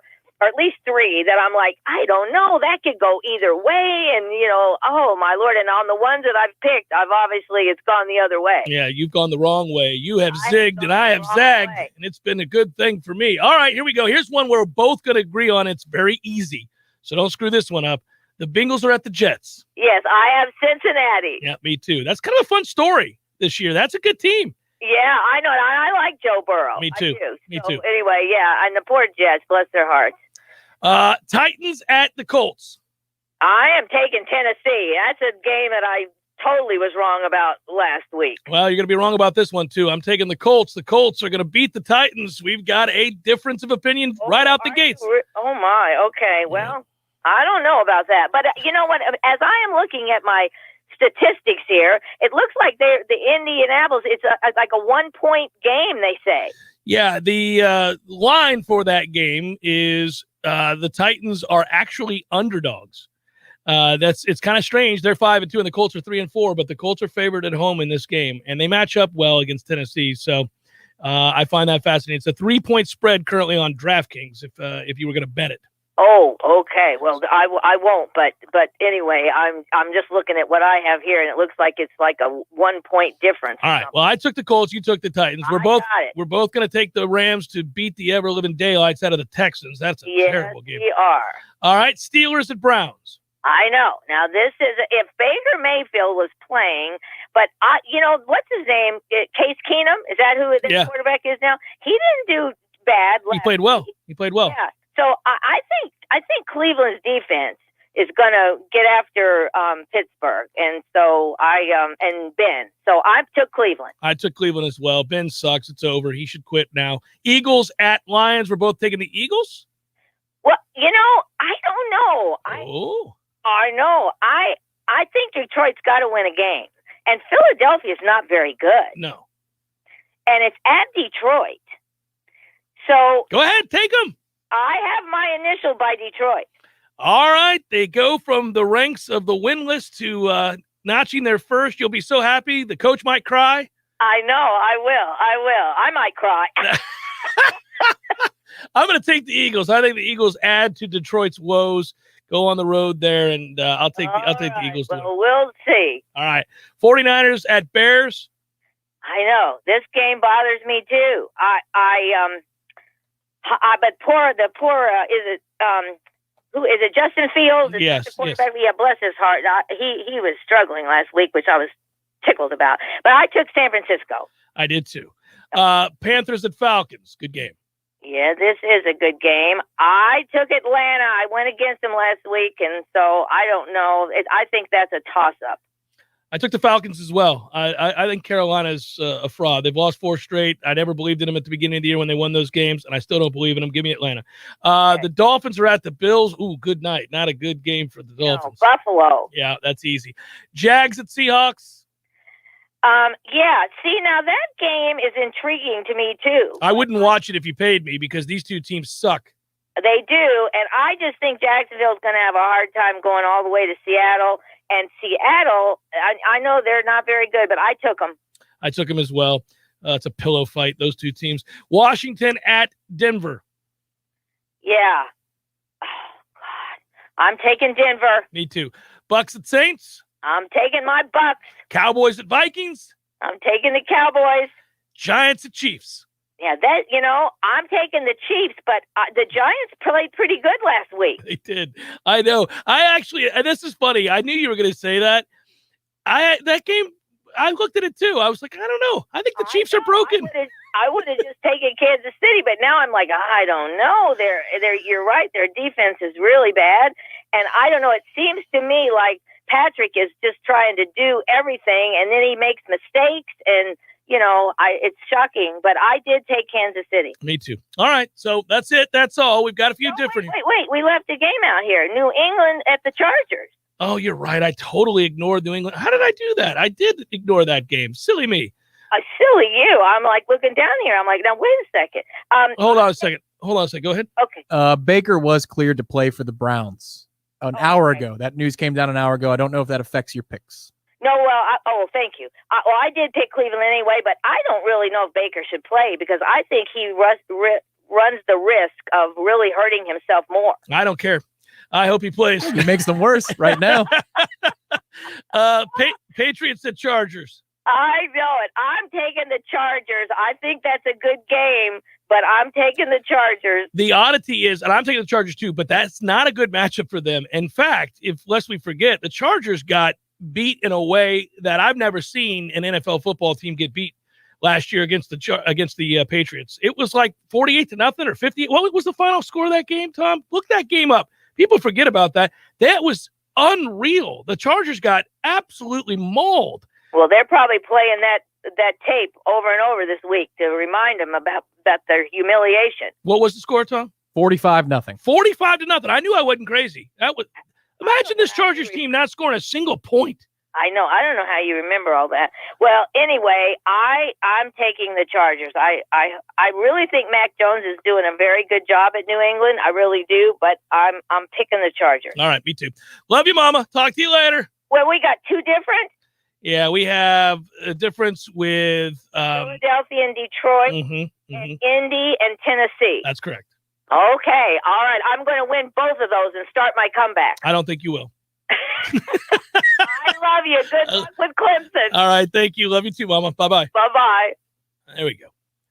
I feel good again this week, Tom. Yeah. Okay. Yeah. So can I read from the box score real fast from the 45-0 Patriots-Chargers game? It's Yes. bizarre. So 2 quarterbacks participated in that game for New England, as you might imagine, because they're up 45-0. Cam Newton was 12 of 19 for 69 yards. Yeah, that sounds about a Cam Newton line late in his career, yeah. They ran for 160 yards total. They've got 291 yards total offense in a 45-0 win. Justin Herbert threw the ball 53 times for 209 yards. Yeah. A dink and dunk fest. He completed 26 of 53 passes. What I remember about the game was watching it and thinking, this is what it looks like when guys just decided they didn't want to play, like in a game, for whatever reason. I can't remember what the weather was like. All I know is that the Chargers, early in the first quarter, looked like a team that just kind of, don't feel like being here today, boys. So it was 7-0 in the second quarter. Yeah. And there is a 70-yard punt return for a touchdown by a guy named Gunnar Ozlewski. Big day for Gunnar. That's, a Patriot through and through. Are you kidding me? Yeah. That's a Bill Belichick player name if I've ever heard one. There was also a Devin McCourty 44-yard return of a blocked field goal for a touchdown that finished the half. Well, no time was on the clock. Well, if you remember, we were talking about New England's defense being really, really good at that time. And that was a crazy game. The Chargers quit. I think they quit right before the half there and called it a day because the rest of the day, they did not. Well, they didn't do anything all day. It was insane. It's hard to remember. 53 throws for 209 yards. What is that? It's like a Drew Brees line from the last couple of years. with, a little bubblegum arm out there. Here Here, guys. Alvin Kamara. He'll throw it 4 yards down the field for 11 catches, 47 yards. I don't know. Maybe that's just what Peyton does these days because Jameis has got a big arm and they won't let him throw downfield. Well, I mean, look at those receivers. Those receivers are ass. Yeah. And that's not a, oh, my God, it's the same Jameis Winston excuse. No, look at those receivers. No. Those receivers. Yeah. Bad. Also, Callaway's good as a 2 or a 3, but he ain't a 1. No, and also he did throw the ball down the field twice last week, and I mean, he pinpoint accurately, and they dropped both of them. Like, come on, my man. Finding the gif of Jameis and Traquan Smith in the sideline is awesome because he's yelling at him. Jameis is. It's about damn time we saw that part of him. Yelling at his receiver. Traquan turns around, steps to Jameis. Jameis gets pushed back by the hand of his position. I don't know what coach it was, quality control. Jameis' eyes bug out of his head, and he's like, oh, okay. And then he follows Traquan. He goes, it's easy, Traquan. It's easy. Yeah, it's easy to try.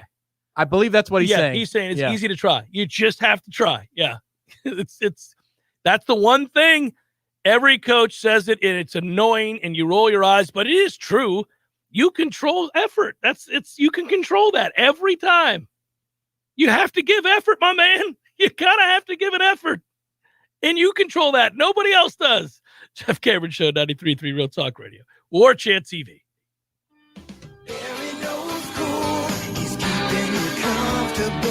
This is Kyle, service manager from Barano Heating and Air. Schedule an appointment from your mobile device to learn about our Total Comfort Service Program. With guaranteed same-day service, 15% off necessary repairs, and $25 berry bucks to use towards air filters and other products. Turn to the experts at Carrier and Barano Heating and Air. Any day, anytime, anywhere. Online at baranoac.com. Florida license CAC 1816-186. Have you ever finished a painting project at your home or business and thought to yourself, wow, that was fun. I really like how sore my arms and hands are. And those sloppy edges and corners, I'll get used to it. Not a chance. So before you get all your brushes and rollers and buckets and blankets, contact B&B Painting of Tallahassee. Interior painting, exterior, commercial, whatever you need painted, B&B Painting of Tallahassee is your first choice. Get a fast, friendly, and free quote today with a quick visit to bnbpaintingtallahassee.com. That's B&B Painting Tallahassee.com.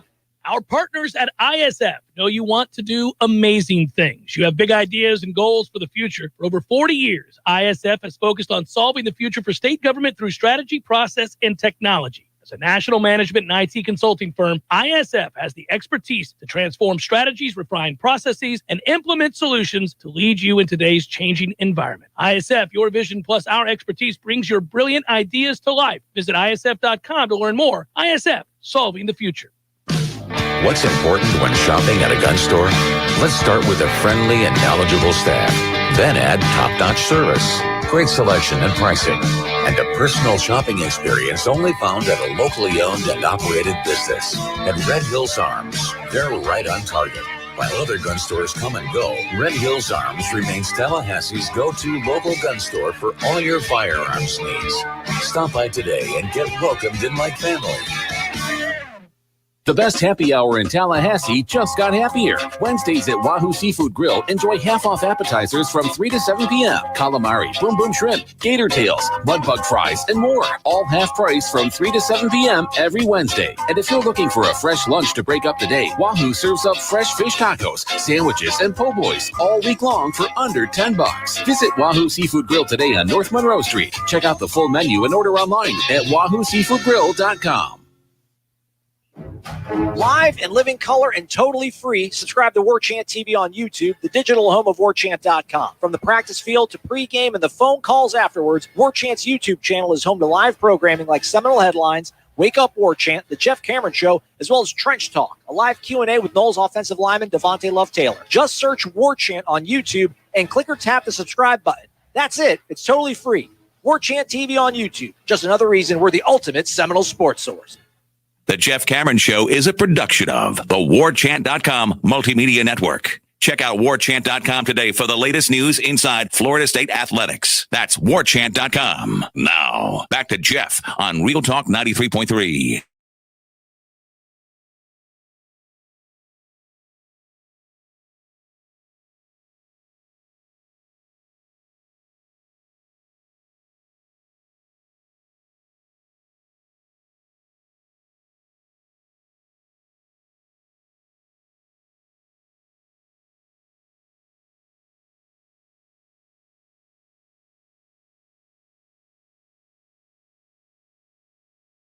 Round schedule is tough, Tom. You know, some of these tournaments got the freaking Bermuda, whatever the hell this is, championship is garbage, and the field is awful. The funny thing is they play that on Zoysia.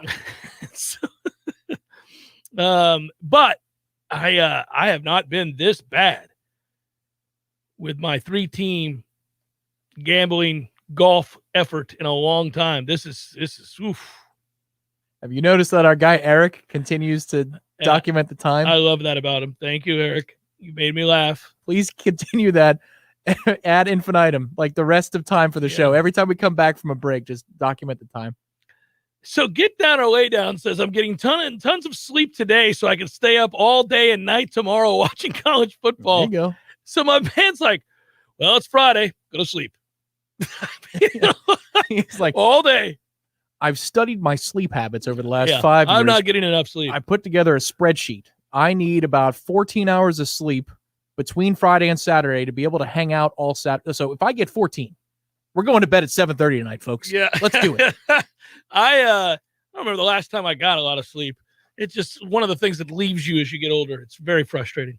Sleep just says, I'm out. Don't want to. You're just worried about things.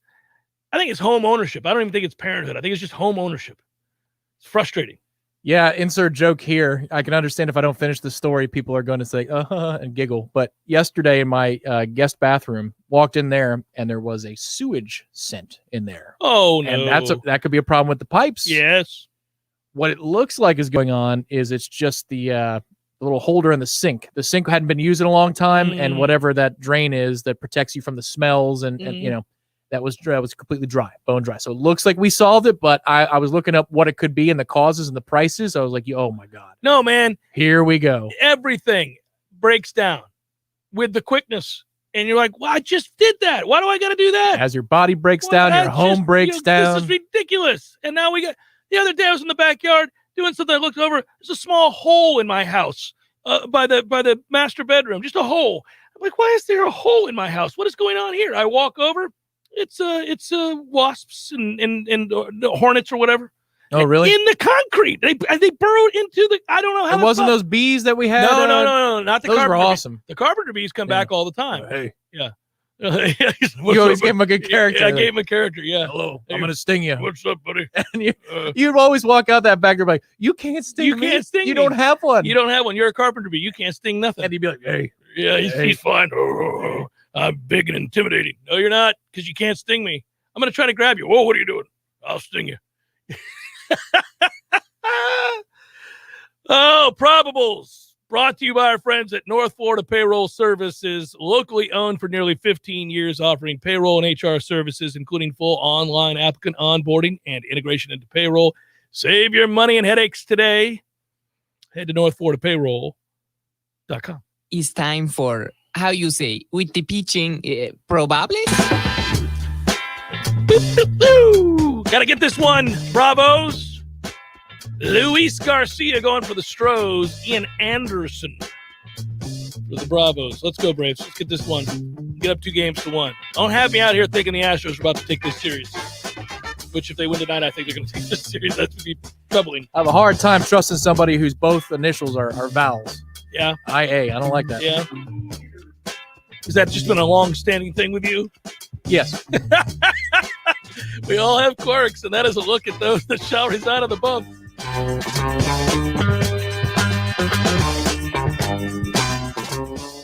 Is the World Series continuing when we get back on Monday, or was the weekend bad for a particular team? It's continuing. I want 7 games. I know Corey can't take it, but I want 7. As a baseball fan, I want all 7, baby. All 7 of these. Let's go. I want every game. I'm assuming, I should probably have checked, but they are playing the next 3 nights, right? That's how this works, 2-3-2 in the World Series? Double check it. It's been 5 years since I've been there. Oh, buddy. 1979 was the last time the Pirates were in the World Series, sir. At least you were flactorious. Yeah, it's 3 in a row. 1979. 1979. That was a good song. Yeah, and that was a good year. I was 8. You were not close to being born. No. And the Pirates won the World Series. over the Orioles in 7 games. They come back dramatically. God, the Orioles were just always around in the 60s and 70s, weren't Well, they? the Orioles were forever getting beaten 7 games by the Pirates. The Orioles strangely ought to hate the Pittsburgh Pirates. It happened more than once. What other year did you do that? 71 and 79. Oh, wow. We played them. The Mets did in the 73 series. That was the one that Willie Mays blew. Yeah. And, oh, no, we played the A's that year. In 69, though, the Miracle Mets beat the Orioles. They were just always there. Well, it's a proud franchise, man. I've gone to a lot of games at that park. Once proud. Yeah, it breaks my heart, man, to see that. They should have been Camden's a great place. I actually love the city of Baltimore. Every city has its flaws, but there's a lot of character to Baltimore, and also the food. And man, oh, because of the crab cakes. Yeah, well, go to the Rusty Scupper all day long, buddy. Yeah, good times. Plus, good museums, good history. There's a lot there. So it is that I think that it's still open. It made it through COVID. I just checked on it. Yeah, it opens at 4:00 today. We can make it. Oh, let's get there. Let's Direct go. flight to DC. There's got to be one, right? Yeah. Well, yeah, you can fly into what is it? Is it BWI or BMI? I can't remember which one it is. Whatever it's called. BMI is the music one. Yeah, so BWI, right? BWI, Baltimore, yeah. Washington. Yeah. So you should know that on its description, it's only a 4-minute walk from the American Visionary Art Museum. I've been to that museum, and having walked right from the Rusty Scupper, also known as AVAM. I've been there, buddy. It's we were just there a couple of years ago. I don't know how this just turned into a segment. Is that the one that you had to get redirected? Yes. That was the AVAM? Yes. So the Rusty Scupper, you got to be careful when you go to the Rusty Scupper. Oh, yeah. Okay. Yeah. I mean, it's rich. Go for happy hour. Go for happy Don't hour. close it down. Don't close it down. Is it like that bar in Boston that we went to that was cash only? Woo, buddy. No, the Scupper's not dangerous like that. Okay. No. Well, what's interesting about that bar is it's in the North End, which is a good part of town. But that bar is Irish Republican Army.